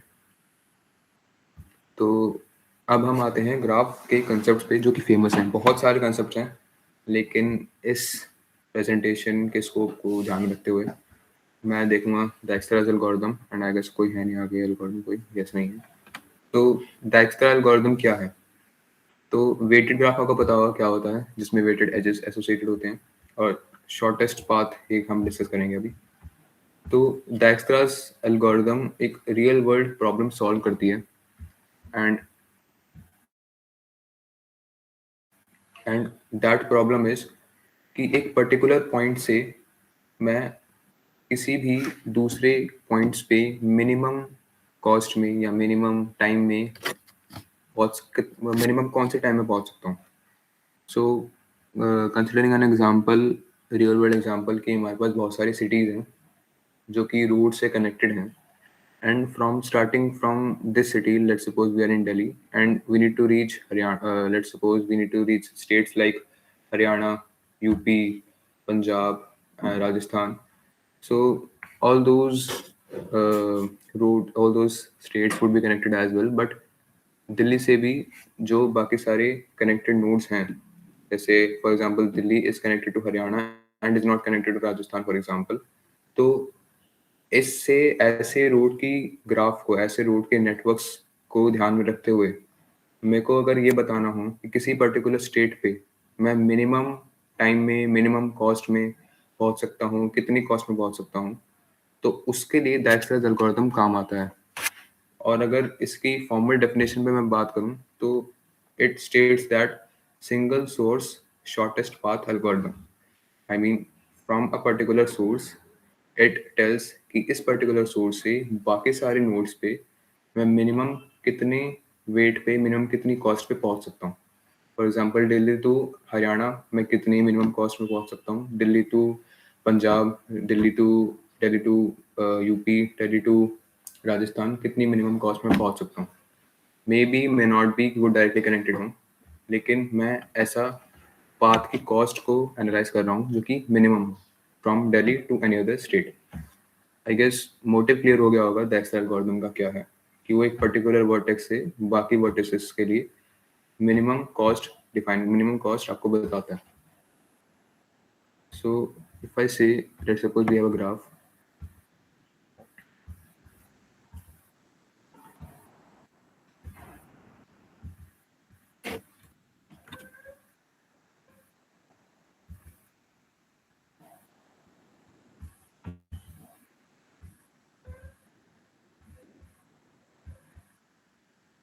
Right now I am making this edge undirected graph, लेकिन ये डायरेक्टेड ग्राफ के लिए भी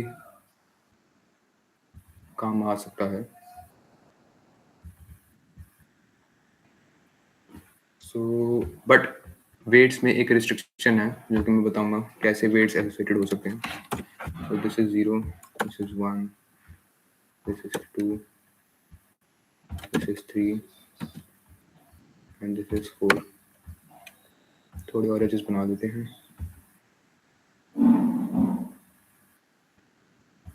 Yeah, this was only.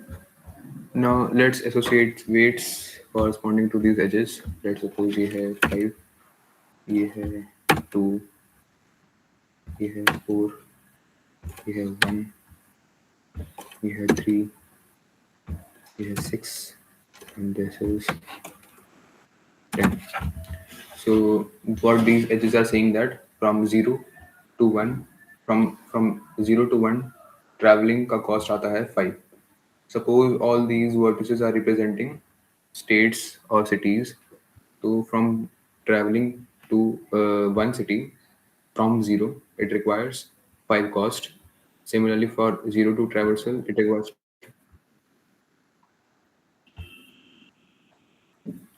Sorry यार।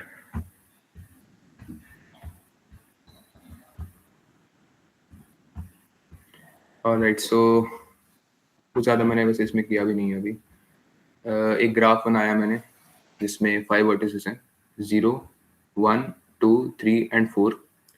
इन सभी वर्टिसेस, ये सभी वर्टिसेस एजेस से कनेक्टेड हैं। मान लो ये सारे वर्टिसेस हमारे सिटीज़ हैं और सारे एजेस हमारी रोड्स हैं। तो 0 to 1 एक रोड अवेलेबल है जो कि कॉस्ट लेती है 5 का, ट्रैवल करने में। सिमिलरली 0 to 2 एक रोड है जो कि ट्रैवल कॉस्ट हमारी देती है 2। तो there is a car at 0 और उसको ये डिटरमाइन करना है कि बाकी सारे वर्टेक्स पे जाने के लिए मिनिमम कॉस्ट कितनी होगी। कि अगर मेरे को कुछ भी एनालिस्ट करना हो कि 0 to 3 क्या होगी कॉस्ट, तो वो मुझे पता होनी चाहिए। 0 to 1, 0 to 2, 0 to 4 ये सारी कॉस्ट मुझे पता करनी है। तो इसके लिए मैं डाइक्स्ट्रा एल्गोरिथम का यूज़ कर रहा हूँ। क्यों यूज़ कर रहा हूँ? क्योंकि डाइक्स्ट्रा एल्गोरिथम ये कहता है कि it is a single source shortest path algorithm. जो मेन बात ध्यान करने की है वो है सिंगल सोर्स, एंड दूसरी मेन बात ध्यान करने की है वो है शॉर्टेस्ट पाथ। तो 0 which is a single source, बाकी सारे सिटीज़ के लिए शॉर्टेस्ट पाथ मेरे को डिटरमाइन करना है। इनफैक्ट इस केस में तो मैं शॉर्टेस्ट कॉस्ट ही देखूंगा। मैं पाथ अभी नहीं फोकस कर रहा हूँ क्योंकि वो कॉम्प्लेक्स हो जाएगा थोड़ा।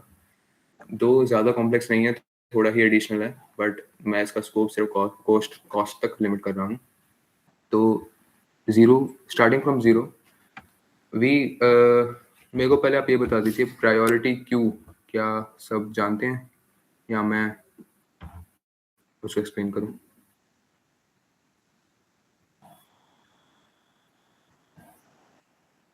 एक्सप्लेन कर दो।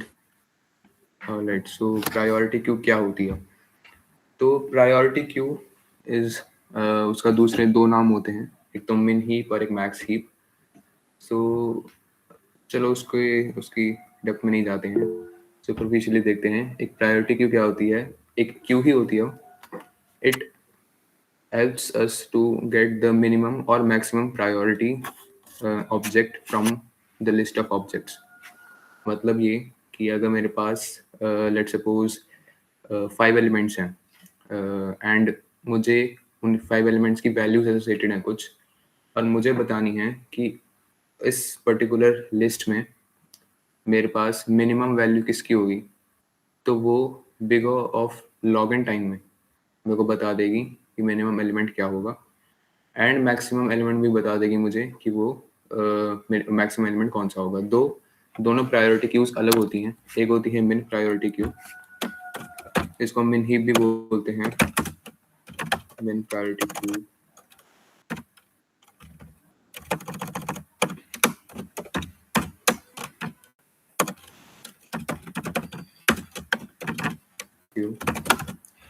तो हम उसको ज़्यादातर मिन हीप भी बोलते हैं। And there is another called max priority Q,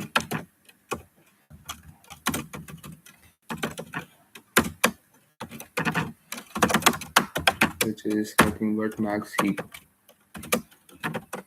तो इसको हीप के सेंस में समझना ज़्यादा आसान होगा।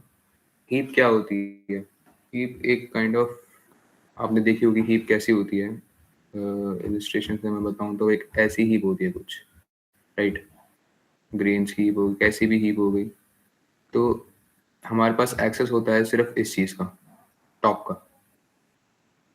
And what do we do is, for example हमारे पास 5 एलिमेंट्स हैं, उन सभी की वैल्यू एसोसिएटेड है उनके लिए, and values are all distinct, and मुझे बताना है कि उन सभी में से मिनिमम वैल्यू कौन सी होगी।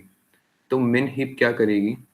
मिन हीप देगी मुझे minimum value from that set of values log n time में। सिमिलरली मैक्स हीप क्या होती है? वो देती है मुझे maximum value in log n time among all the values. इसकी इम्प्लीमेंटेशन पे मैं नहीं जाऊंगा क्योंकि वो एक डिफरेंट कंसेप्ट है। मैंने मोटिव बता दिया कि ये क्या काम करती हैं। एक मतलब ये समझ लो, ये मिनिमम एलिमेंट हमें ला कर देती हैं मिन हीप, और एक लाती हैं हमें maximum element log n time में। लॉग एन टाइम में इसलिए बोल रहा हूँ क्योंकि मिनिमम और मैक्सिमम एलिमेंट आप बिग ऑफ एन टाइम में भी पता कर सकते हो, लेकिन लॉग एन टाइम में पता करना is in something which is efficient, और डाइक्स्ट्रा एल्गोरिथम में उसको यूज करेंगे। तो हम क्या करते हैं, हम स्टोर करते हैं प्रायोरिटी क्यू में क्या? Vertex and corresponding cost which is required to come at that vertex. मतलब 1 पे रीच करने के लिए करंटली मेरी क्या कॉस्ट है, मैं उसको एनलिस्ट कर दूंगा प्रायोरिटी क्यू में, विच इज मिन प्रायोरिटी क्यू। तो अभी max priority Q, max heap को आप भूल जाओ, उसका अभी हम यूज नहीं कर रहे हैं। So just remember this min heap। या so what do we do is हम स्टार्ट कर रहे हैं जीरो पे. Now from zero we see all the neighbouring vertices जो कि विजिटेड नहीं है, एंड ऑल दोज वर्टिसेस पर पहुंचने के लिए उनके पास एक वेट एसोसिएटेड है, और उसको हम एनलिस्ट कर देंगे उन वर्टिसेस के कॉरस्पॉन्डिंग. तो इसको अगर मैं अच्छे से बताऊं तो मैं ऐसा कहूँगा कि starting from zero the cost is zero. We initialize it with cost zero. Alright, we should be doing like that. I have started with zero, and the cost at zero is zero. Currently zero, and I initialize all the cost at all the vertices as infinity. मैं अभी code की implementation नहीं बता रहा हूँ. I'm just telling you how it is approached. इसकी intuition क्या है.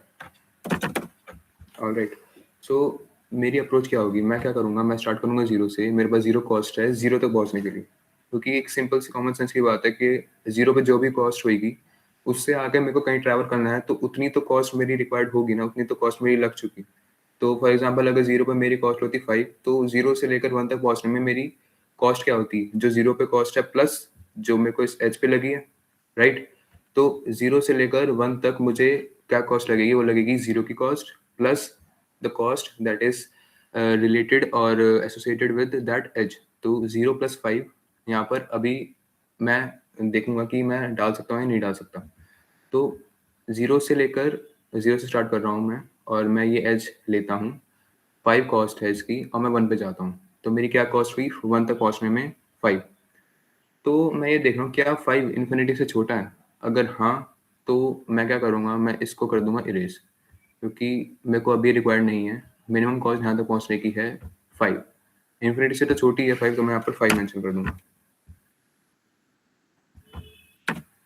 Now I have this zero. Now zero से अब इसमें मैं 1 से आगे क्यों नहीं जा रहा, इसमें भी माई काइंड ऑफ आप लेवल ऑर्डर ट्रेवल्सल ही समझ लीजिए कि BFS काइंड ऑफ मैं यूज़ कर रहा हूँ. तो जीरो से अब 2 पे जाने के लिए क्या कॉस्ट है, क्या वो 0 + 2 यानी 2, क्या वो इन्फिनिटी से छोटी है? यस, वो छोटी है. तो मैं क्या करूँगा, यहाँ पर इन्फिनिटी को इरेज कर दूंगा. क्यों? क्योंकि इन्फिनिटी ज़्यादा कॉस्ट है 2 से, और यहाँ पर डाल दूंगा मैं 2.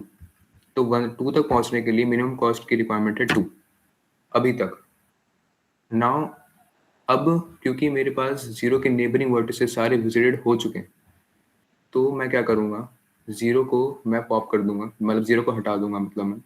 और जीरो का मेरा अभी कोई काम नहीं है, तो जो भी अपडेशन जब होगी वो इस पे नहीं होगी अब.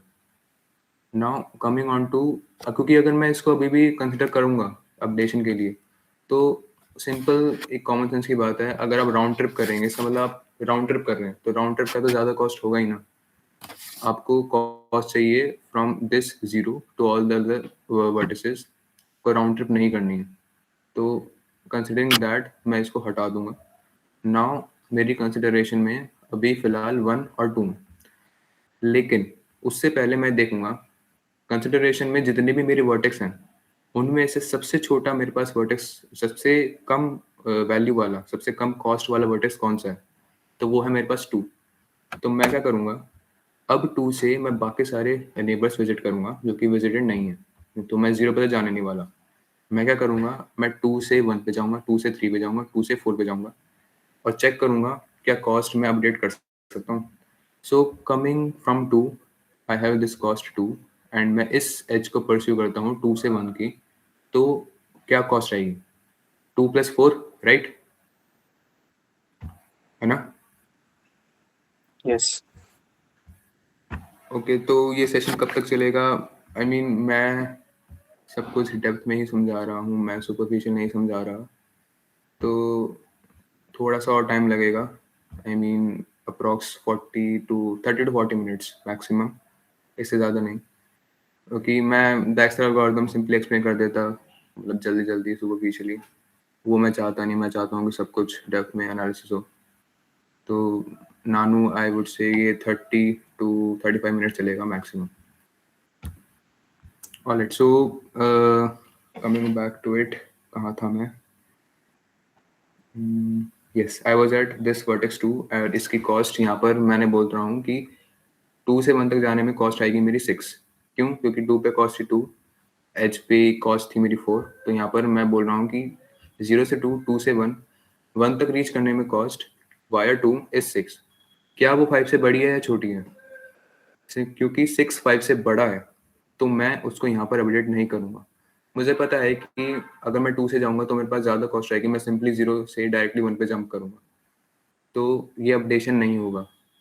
Now coming on to this 2, अब 2 जाएगा 3 पर, 2 चेक करेगा, मेरी कॉस्ट है 2, बैच की कॉस्ट है 3, तो 5 आ गई टोटल कॉस्ट 3 को रीच करने में वाया 2। तो क्योंकि वो इन्फिनिटी से छोटी है तो मैं क्या करूँगा, इसको अपडेट कर दूंगा। नाउ द अपडेशन इज कि यहाँ पर वैल्यू आ गई है 5। 0 to 2, 2 to 3 is cost is 5। Now अब मेरे पास ये 3 में लिस्ट हो चुका है, तो कमिंग ऑन टू 2 अगेन, अब मैं क्या करूँगा, 2 से 4 पे जाऊँगा। मैं देखूंगा 2 की कॉस्ट है 2, एच की कॉस्ट है 10, इन्फिनिटी से छोटी है 12, तो मैं कर दूंगा इसको इरेज इन्फिनिटी को एंड यहाँ पर अपडेट कर दूंगा इसकी कॉस्ट है 12।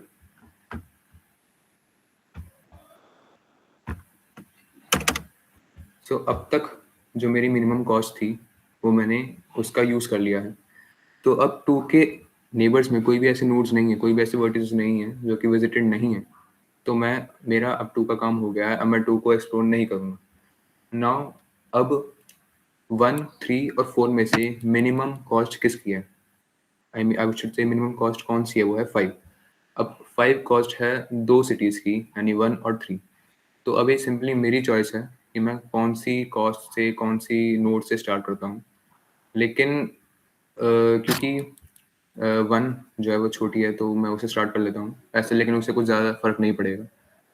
तो आई वुड से मैं 1 से स्टार्ट कर रहा हूँ। नाउ 1 की कॉस्ट है 5, इसके नेबरिंग नोड्स हैं 3 और 2 और 0।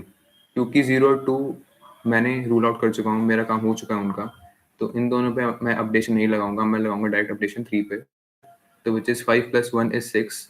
क्या 3 पे 6 कॉस्ट काम करेगी? No. ऑलराइट, सो 3 पे 6 कॉस्ट काम नहीं करेगी। क्यों? क्योंकि 5 ऑलरेडी छोटी कॉस्ट है, तो मैं उसको अपडेट नहीं करूँगा।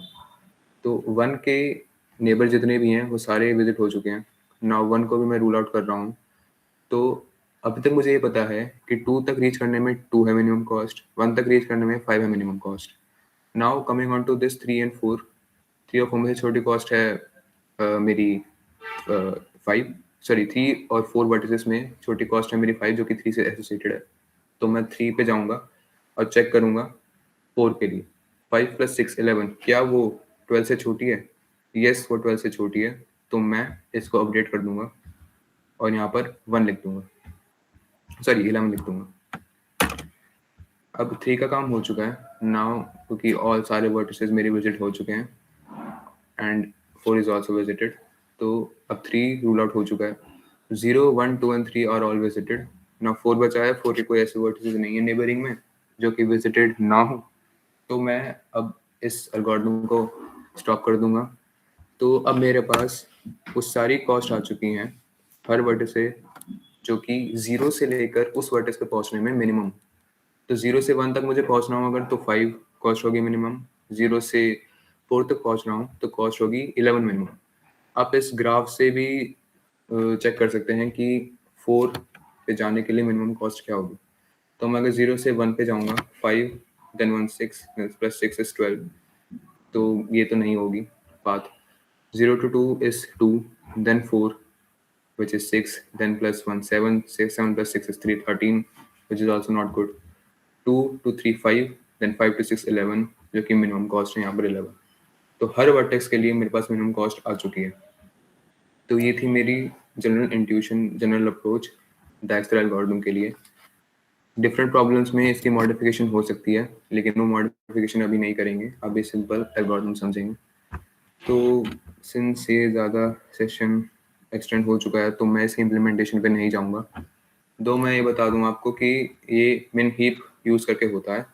एक विजिटर एरे मेंटेन करना होता है, मिन हीप यूज़ होती है, एंड एक लूप हमारा यूज होता है जो तब तक चलेगा जब तक मिन हीप में सारे एलिमेंट्स खत्म ना हो जाए या मिन हीप खाली ना हो जाए। तो implementation you can see it yourself. तो मैं अब आगे बढ़ता हूँ।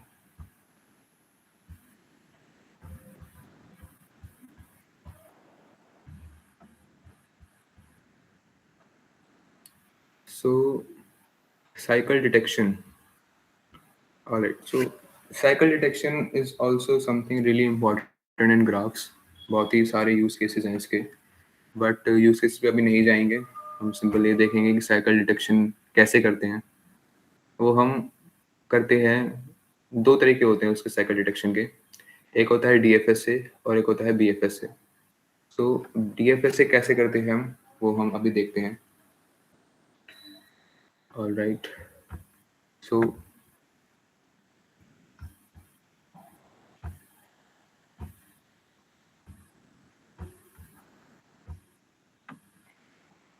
नाउ डीएफएस से साइकिल डिटेक्शन कैसे हो सकती है। साइकिल एक ग्राफ में वो चीज़ होती है कि आप एक वर्टेक्स से स्टार्ट करो, अगर वो साइकिल में इन्वॉल्व है या नहीं। डायरेक्टेड ग्राफ में ही साइकिल कंसेप्ट होता है ऑफ कोर्स, क्योंकि अनडायरेक्टेड ग्राफ्स में तो साइकिल्स अवेलेबल होती हैं, क्योंकि आप किसी भी वर्टेक्स से दूसरे वर्टेक्स पे जा सकते हैं अगर वो डायरेक्टली कनेक्टेड हैं। It is not depending upon the direction, क्योंकि अगर मैं 0 से 1, 1 से 2 एंड 2 से 0 जा सकता हूँ, इसमें साइकिल का कोई इशू नहीं है, क्योंकि अनडायरेक्टेड ग्राफ है। डायरेक्टेड ग्राफ में साइकिल का इशू आता है, मतलब इशू आई वुड नॉट से, आई शुड से कि कंसेप्ट ही साइकिल का डायरेक्टेड ग्राफ्स में आता है। तो आई शुड से दैट अगर कोई सेट ऑफ वर्टिसेस अगर वो साइकिल फॉर्मेशन कर रहे हैं, अगर मुझे उस चीज़ को डिटेक्ट करना है, तो मैं अभी दो अप्रोचेज हैं मेरी उसकी, एक डीएफएस और एक बीएफएस। डीएफएस अप्रोच कैसे होएगी, हम किसी भी वर्टेक्स से स्टार्ट करेंगे and we would be going in depth, आगे आगे बढ़ते रहेंगे और तब तक बढ़ते रहेंगे जब तक हमें उस पर्टिकुलर एक्सप्लोरेशन में हमें ये ना मिल जाए कि यही वर्टेक्स तो हमने ऑलरेडी विजिट किया था। अगर हमने वो पर्टिकुलर वर्टेक्स ऑलरेडी विजिट किया हुआ है उस पर्टिकुलर एक्सप्लोरेशन में, तो इसका मतलब साइकिल एग्जिस्ट करती है। अगर कोई ऐसा वर्टेक्स नहीं आता जो कि विजिटेड नहीं है, सॉरी विजिटेड है, तो साइकिल अवेलेबल नहीं है। लेकिन एक पर्टिकुलर ट्रैवर्सल में डीएफएस के, अगर मैं किसी ऐसे वर्टेक्स को एनकाउंटर करता हूँ जो कि विजिटेड है ऑलरेडी, तो हमारी साइकिल एग्जिस्ट करती है। So I should explain it with some example.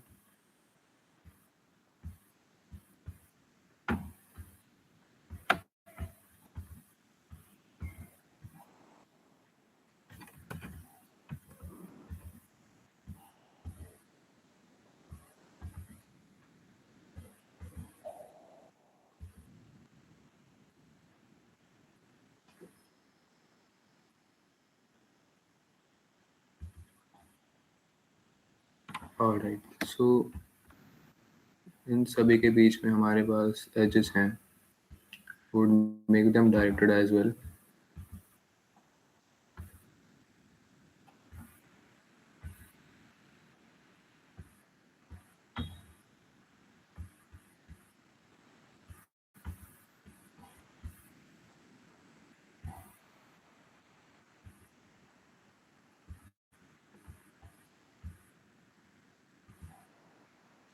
Okay, so ये एग्जांपल बेस्ट है आपको साइकिल डिटेक्शन के लिए के बारे में बताने में।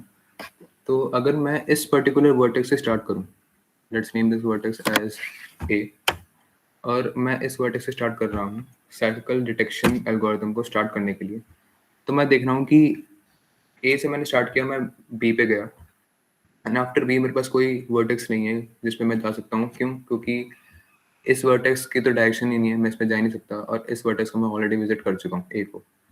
तो इस पर्टिकुलर एक्सप्लोरेशन में डीएफएस के मैंने देखा ए से मैं गया बी और मैंने कोई साइकिल डिटेक्ट नहीं करी अभी तक।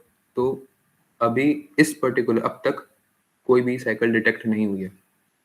तो मैं क्या करूंगा, अब मैं उठाऊंगा दूसरा वर्टेक्स, लेट सपोज ये है सी। अब मैं क्या करूंगा, मैं सी से एक्सप्लोरेशन स्टार्ट करूंगा।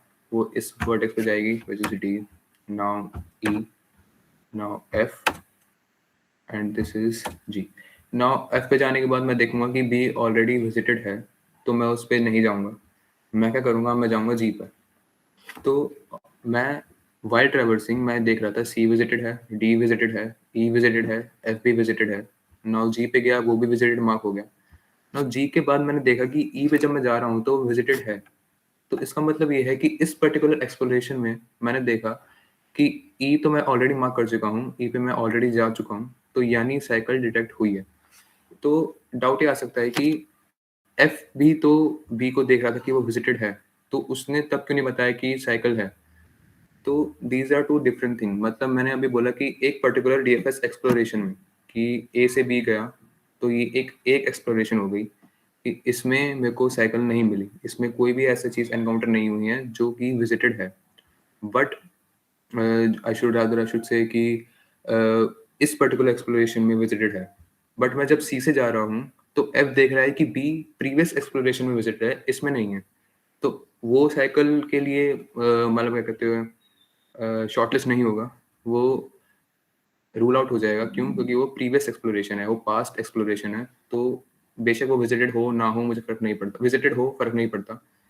तो अगर नहीं विजिटेड होगा तो ऑलरेडी वो उस पर रीच करेगा। बट प्रीवियस एक्सप्लोरेशन का विजिटेड मैटर नहीं करता, करंट एक्सप्लोरेशन का विजिटेड मैटर करता है।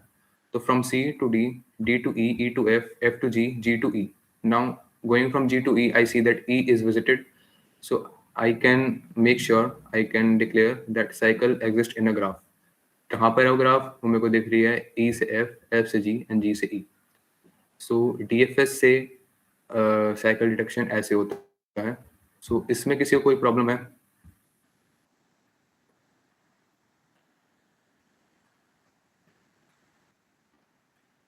Alright. So coming on to BFS से कैसे करते हैं, तो बीएफएस से करने का इसका बड़ा ही यूनिक और अच्छा तरीका है। तो मैं वो कैसे बताऊंगा? नाउ आई वुड से कि एक इन डिग्री चीज होती है। इन डिग्री क्या होती है? इन डिग्री रेफर्स टू कि इन डिग्री रेफर्स टू कि कोई भी पर्टिकुलर वर्टेक्स में कितने वर्टेसिक्स, कितने एजेस उसकी तरफ डायरेक्ट हो रहे हैं। फॉर एग्जांपल डी की इन डिग्री होगी 1। क्यों? क्योंकि एक ही एज है उस पर जो कि उस पर डायरेक्टेड है। That means C to D एक एज है जो कि उस पर डायरेक्टेड है। नाउ ई की इन डिग्री कितनी होगी? उसकी इन डिग्री होगी 2, that is D to E and G to E. Now I would say कि एफ की इंटीग्री कितनी होगी? अगेन वो 1 होगी, क्योंकि ई टू एफ ही इकलौता एज है जो कि जा रहा है एफ पर, बाकी और कोई एज नहीं है जो कि एफ की तरफ डायरेक्टेड। बी की इंटीग्री होगी अगेन 2। तो this is what these two edges making its indegree as 2। Now कैसे ये इंटीग्री का कंसेप्ट काम आ रहा है, मैं इसको क्यों बता रहा हूँ आपको। तो बीएफएस अप्रोच ऐसे काम करती है, इस पे बीएफएस लगती है 2, लेकिन कैसे काम करी वो अभी मैं नहीं जाऊंगा इन डेप्थ, बस मैं आपको वो बता रहा हूँ इसका इंट्यूशन क्या है। तो हम क्या करेंगे, जितनी भी वर्टिसेस हैं जिनकी इन डिग्री 0 है, हम उनको एलिमिनेट करते रहेंगे धीरे धीरे। फॉर एग्जाम्पल ए की इन डिग्री 0 है, सी की इन डिग्री 0 है, तो हम इनको एलिमिनेट कर देंगे। तो अब क्या होगा कि अब इन डिग्रीज सभी की स्पेसिफिकली आई शुड से कि जिससे एसोसिएटेड है ये एलिमेंट्स, जो कि जिनकी इन डिग्री 0 थी, जब वो हटे हैं तो वो बाकी की इन डिग्री कम कर देंगे। दैट मीन्स डी की इन डिग्री अब 0 हो चुकी है, बी की इन डिग्री अब 1 हो चुकी है। तो जिसकी भी इन डिग्री 0 है हम उसको एलिमिनेट कर देंगे। ना अब डी की इन डिग्री 0 है तो हमने इसको एलिमिनेट कर दिया। ना अब हम ये देख रहे हैं कि अब ऐसा कोई भी एलिमेंट नहीं है जिसकी इन डिग्री 0 है, still the vertices are available in the graph. तो इसका मतलब ये है कि साइकिल एग्जिस्ट कर रही है, जिसकी जो कि ये इंश्योर कर रही है कि इन डिग्री सभी एलिमेंट्स की 0 नहीं। तो ये है इन डिग्री वाला कंसेप्ट जो कि वीएफएस में इम्प्लीमेंट होगा। और डीएफएस वाला कंसेप्ट मैंने आपको बता दिया साइकिल डिटेक्शन का कैसे होगा और डीएफएस एक्सप्लोरेशन में। तो यहाँ तक किसी को कोई डाउट है?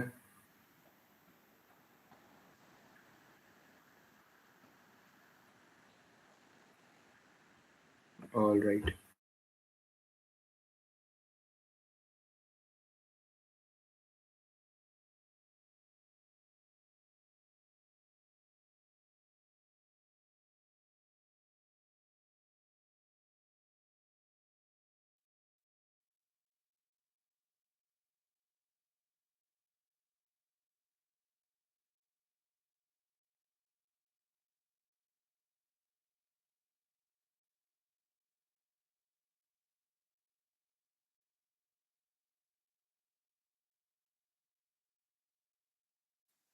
भैया आप म्यूट हो। Yes, I was just preparing it. So number of islands एक प्रॉब्लम है। अब हम कुछ प्रॉब्लम्स डिस्कस करेंगे जो कि हमने डीएफएस और बीएफएस तो हमने पढ़ लिया, तो उसको अब हम इम्प्लीमेंट करेंगे। तो मैं आपको इंट्यूशन शेयर करूंगा, कोड एक्सप्लेन नहीं करूंगा, कोड नहीं करके दिखाऊंगा। रीज़न सिंपली ये है कि कोड करना सामने वो कुछ हेल्प नहीं करेगा, इंट्यूशन लॉजिक बिल्डिंग वही हेल्प करेगी, क्योंकि कोड आप खुद भी कर सकते हो। क्योंकि कोड करके दिखाना वो आपको मेमोराइज करना कराने जैसा होगा, and that won't be good. तो नंबर ऑफ आइलैंड्स हमारे पास एक पहली प्रॉब्लम है, जो कि ये कहती है कि हमारे पास एक मैट्रिक्स दी हुई है। Alright, so let's share my screen again, different one.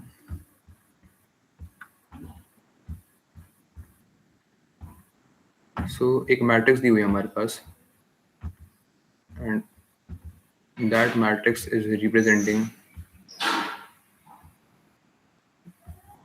Just a second.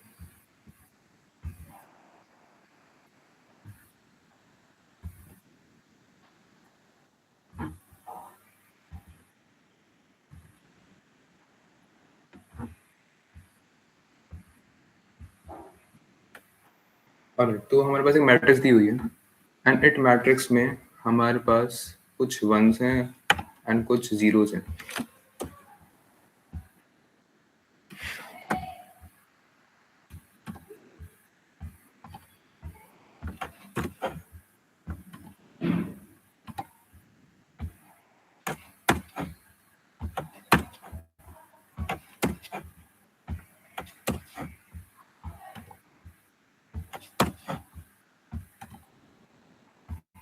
Alright, सो ये 0 1 क्या रिप्रेजेंट कर रहे हैं? इस मैट्रिक्स में 1 रिप्रेजेंट कर रहा है कि वहाँ पर लैंड अवेलेबल है, और 0 रिप्रेजेंट कर रहा है कि वहाँ पर वहाँ पर वाटर अवेलेबल है। तो मुझे ये बताना है कि इस पर्टिकुलर मैट्रिक्स में मेरे पास कितने आइलैंड्स हैं। तो आइलैंड की डेफिनेशन यही होती है कि वो वाटर से सराउंडेड होता है। तो एंड एडजेसेंट लैंड जो है वो एक सिंगल लैंड कंसिडर होता है। जैसे फॉर एग्जांपल मैं बात करूं कि this one and this one, these three one make up a single island.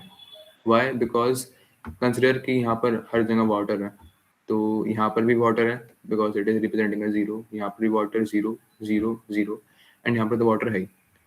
तो ये 1 1 and this one are making up an island, a single island. तो मुझे ये बताना है कि इस पूरे मैट्रिक्स में कितने आइलैंड अवेलेबल होंगे। तो मैं ये कैसे अप्रोच कर सकता हूँ? तो इसकी दो अप्रोचेस होंगी। First approach would be DFS and second would be BFS. तो मैं डीएफएस अप्रोच आपके साथ शेयर करूंगा, बीएफएस आपको खुद इम्प्लीमेंट करनी है। तो डीएफएस कैसे होएगी अप्रोच? तो सबसे पहले तो मैं ये मार्क कर लूंगा कि सारे जो वर्टिसेस हैं, सारे सेल्स जो हैं वो अनविजिटेड हैं। तो कोई भी अनविजिटेड सेल जो कि लैंड है, यानी जिसकी वैल्यू 1 है, मैं उसके उस पर एक डेप्थ फर्स्ट सर्च लगाऊंगा और देखूंगा कि वो आसपास कितने वन से कनेक्टेड हैं। For example I am at 1, मैंने इस पर डीएफएस कॉल किया और मैंने देखा कि एडजेसेंट 0 है एंड एडजेसेंट 1 है। Now 0 is not something I should go with. 1 मैं डीएफएस कॉल करूंगा। नाउ अब 1 पे आ गया हूँ मैं। नाउ दिस 1 की कॉरस्पॉन्डिंग ये वाला 1 विजिटेड है, ये वाला 1 स्टिल अनविजिटेड है, तो मैं इस 1 पे जाऊंगा। इस 1 पे जाने के बाद मैं देखूंगा कि यहाँ पर 0 है, यहाँ पर 0 है, यहाँ पर 0 है, and this is already visited. तो अगेन बैक ट्रैक, इस 1 के पास भी और कोई सेल नहीं है जो कि अनविजिटेड है, इसके पास भी और कोई नहीं है। तो this makes up a single island. Alright, now ऐसे करके जहाँ पर भी मैं 1 को एनकाउंटर कर रहा हूँ, मैं उस सेल को विजिटेड मार्क कर रहा हूँ। क्यों? क्योंकि मैंने ऑलरेडी वो उसको आइलैंड में मार्क कर लिया है, ताकि मैं उसको अगेन एंड अगेन वो आइलैंड रिपीट ना हो। नाउ इस 1 से मैंने डीएफएस एक्सप्लोरेशन स्टार्ट किया था। अब मैं इस पे जाऊंगा 0 पर। 0 पे ये एक वाटर है, तो मैं इसको एक्सप्लोर नहीं करूंगा। And then similarly I would reach here 1। यहाँ पर डीएफएस कॉल करूंगा तो मेरे को मिलेगा कि ये एक आइलैंड बन रहा है मेरे पास। देन अगेन मैं यहाँ पर जाऊंगा एंड देखूंगा कि ये पर्टिकुलर 1 विजिटेड है, तो मैं इसको बाईपास कर दूंगा और आगे बढ़ूंगा। this particular one is already visited, so I would bypass it. Coming on to 0 is water है, मेरे को ये कंसिडर नहीं करना है. ये वन ऑलरेडी विजिटेड है.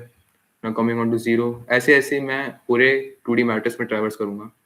जो भी विजिटेड वन नहीं है उस पर DFS कॉल करूंगा और देखूंगा कि कितने वन एक्सप्लोर हो सकते हैं, और जितने भी वन एक्सप्लोर होंगे मैं उनको विजिटेड मार्क कर दूंगा, ताकि इन फ्यूचर अगर मैं एनकाउंटर करता हूँ वन को तो वो मेरे सेपरेट आइलैंड में काउंट ना हो. क्यों? क्योंकि मैंने ऑलरेडी उनको एक आइलैंड काउंट कर लिया है. तो ऐसे मार्क करते हुए तो मेरे को 1 2 एंड 1 2 3 एंड 4 आइलैंड्स मिल जाएंगे. तो ये थी हमारी DFS approach. I know time कम है, मैं बहुत फास्ट एक्सप्लेन कर रहा हूँ, तो मुझे एक बार बता दीजिए कि क्या ये कंसेप्ट क्लियर है, क्या ये अप्रोच क्लियर है?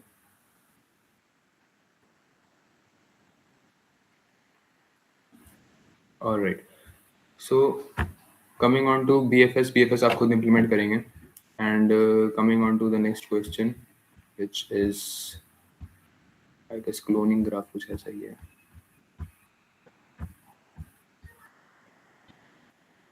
Yeah.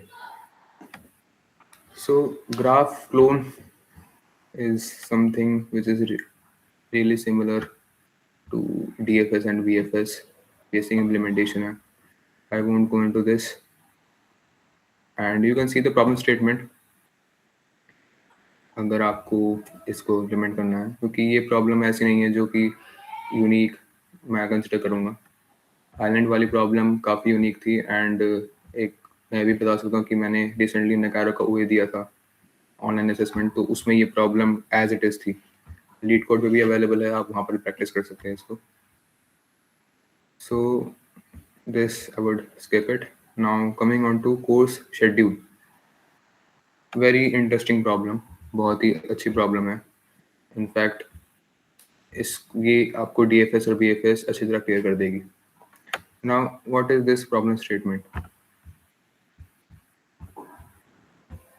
Now this states that कि हमारे पास बहुत सारे कोर्सेज अवेलेबल हैं, एंड एक पर्टिकुलर कोर्स को कंप्लीट करने के लिए मुझे एक प्री रिक्विजिट कोर्स कंप्लीट करना है. फॉर एग्जांपल, अगर मुझे बी कोर्स कंप्लीट करना है तो उसके लिए मेरे को A और C कोर्सेज कंप्लीट करने होंगे. सिमिलरली अगर मुझे A कोर्स कंप्लीट करना है तो मुझे उसके लिए D और let's suppose C courses complete करने होंगे. तो मुझे ये बताना है कि क्या मैं पर्टिकुलर कोर्सेज एक ऐसे सीक्वेंस में सीख कर सारे कोर्सेज कंप्लीट कर सकता हूँ. अब इसको ग्राफ के तरीके से समझे हम, तो हम ये देख सकते हैं कि ये लेट्स सपोज हमारे पास 3 एजेस हैं. अगर इसको सिंपल रखें तो it's A B and C. Sorry,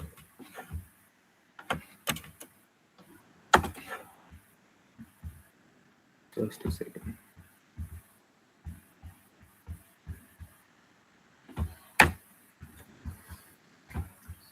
तो क्या कोई बता सकता है मतलब इसमें डायरेक्टेड एज काम आएंगे या अनडायरेक्टेड?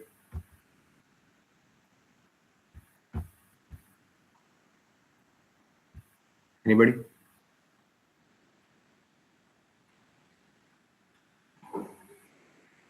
ऑलराइट, सो इसमें हमारे डायरेक्टेड एजेस काम आएंगे. क्यों? क्योंकि हमें ये दिया हुआ है कि एक पर्टिकुलर कोर्स को कंप्लीट करने के लिए, मतलब एक पर्टिकुलर कोर्स अगर कंप्लीट होता है तो ही सामने वाला कोर्स या कोई उससे एसोसिएटेड कोर्स कंप्लीट होता है. वैसा वर्सा ऐसा नहीं है. तो अगर मैं ये बात कहूँ कि A कोर्स कंप्लीट करने के बाद ही मैं B कोर्स को कर सकता हूँ, एंड B कोर्स को कंप्लीट करने के बाद ही मैं C कोर्स कंप्लीट कर सकता हूँ.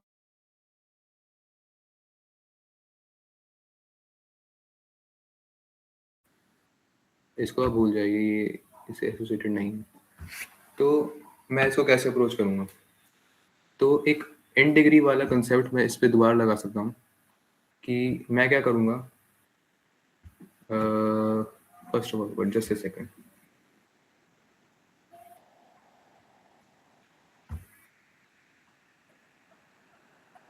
या तो मैं इस पे इन डिग्री वाला कंसेप्ट लगा सकता हूँ। तो मैं क्या करूँगा, जिसकी इन डिग्री 0 है, मैं उसको एलिमिनेट कर सकता हूँ, यानी उस कोर्स को सीख सकता हूँ। मतलब मैं उस कोर्स को सीखने के लिए मेरे पास कोई भी प्रीरिक्विजिट नहीं है।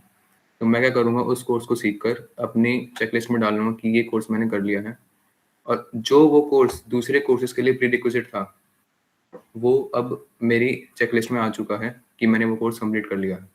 फॉर एग्जांपल, मैं अगर ये बात कहूँ कि अगर मैं इन डिग्री देखूँ ए की, बी की और सी की, तो ए की इन डिग्री 0 है, बाकी की इन डिग्री, इसकी इन डिग्री 1 है, बी की, सी की इन डिग्री तो खैर 2 है।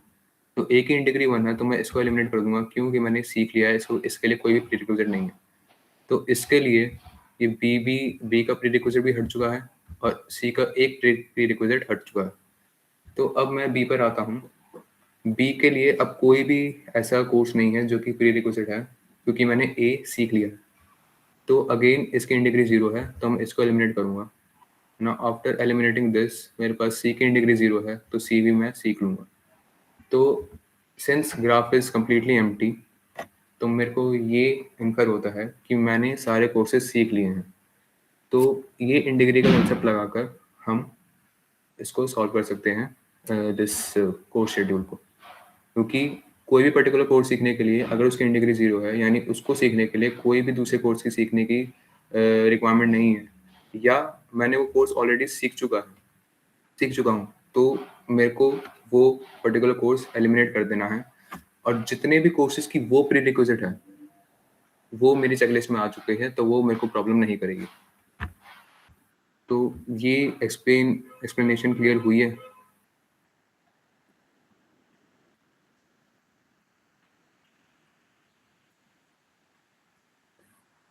All right.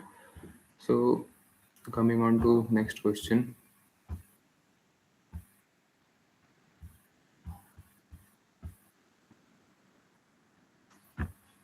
This course schedule is done.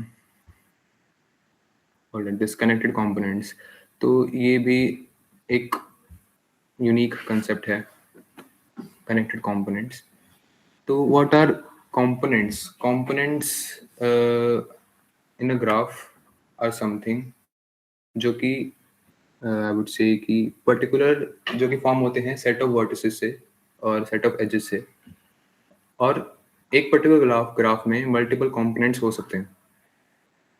Alright, they can be connected as well, they can not be connected as well. मतलब एक ग्राफ में for example there is set state, उस state के अंदर multiple cities हैं, तो state represent होगा as a graph and states would be representing as components.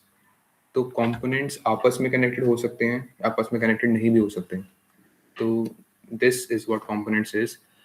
So connected components मुझे देखने हैं कि प्रॉब्लम स्टेटमेंट क्या कहती है, नंबर ऑफ कनेक्टेड कंपोनेंट्स मुझे देखने हैं। The number of connected components problem involves finding distinct groups in an undirected graph. Each component is a set of vertices connected directly or indirectly. Alright. So just a second, मैं एक बार laptop की battery attach कर देता हूँ। Give me a few minutes.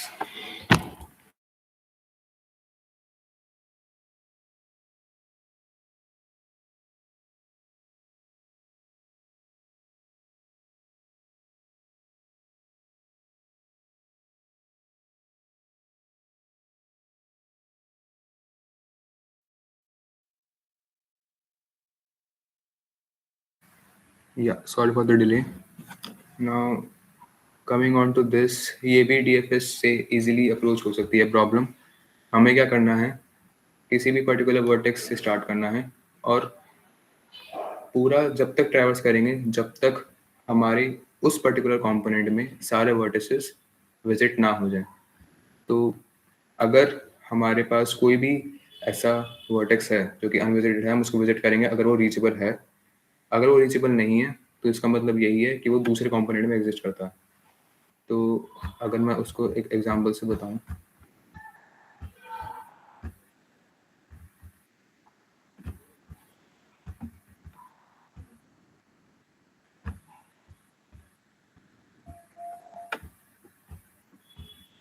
तो alright, सो अगर ये example consider करें तो इसके हम वेट्स वगैरह सब कुछ इरेज कर देते हैं, या आप इसको कंसिडर ही मत कीजिए।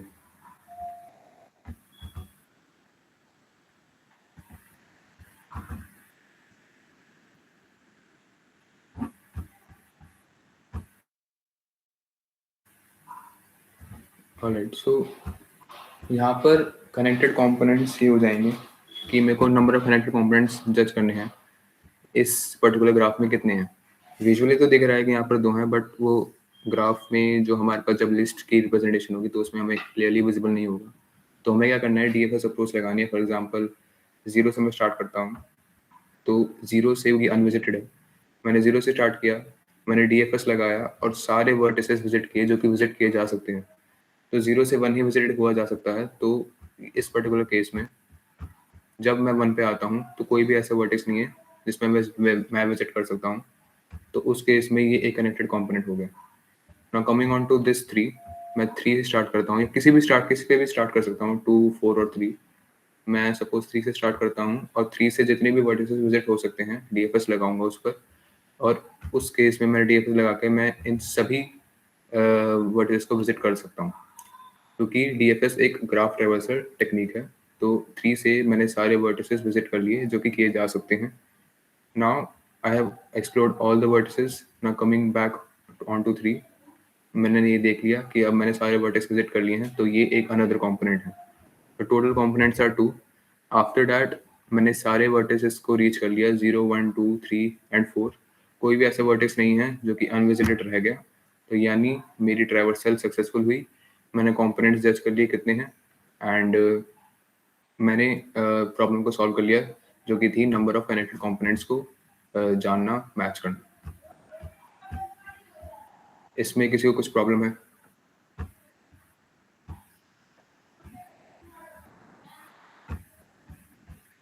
और वैसे तो वेरी इजी प्रॉब्लम था, आई डोंट थिंक सो इसमें कोई प्रॉब्लम होगी।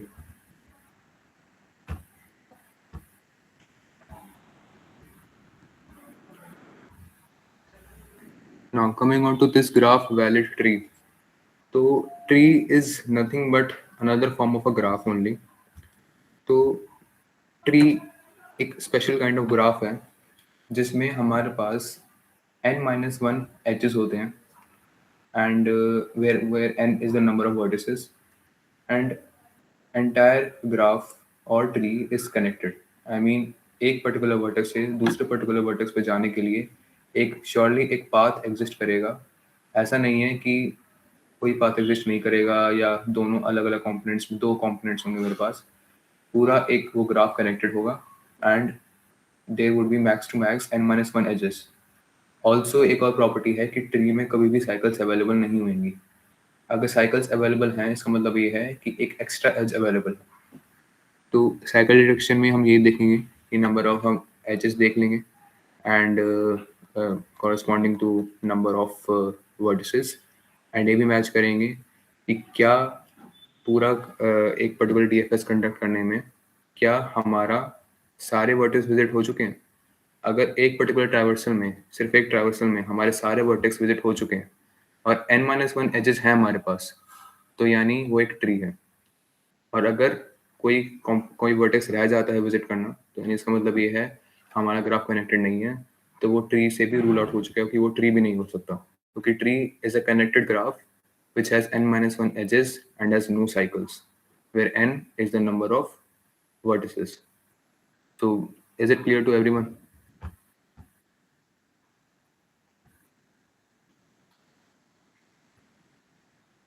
All right, so with that we have completed our graph class. I hope आपको सब कुछ समझ में आया होगा।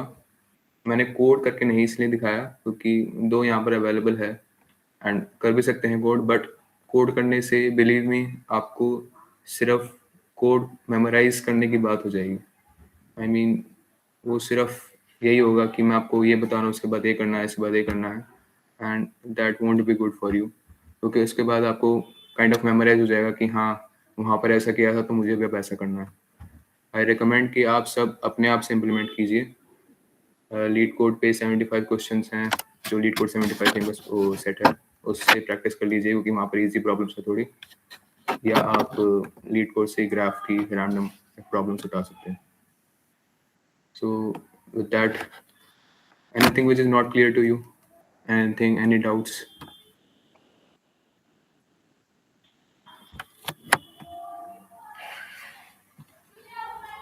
Alright, so thank you so much. and I hope you do best. With that, I'm ending this meet.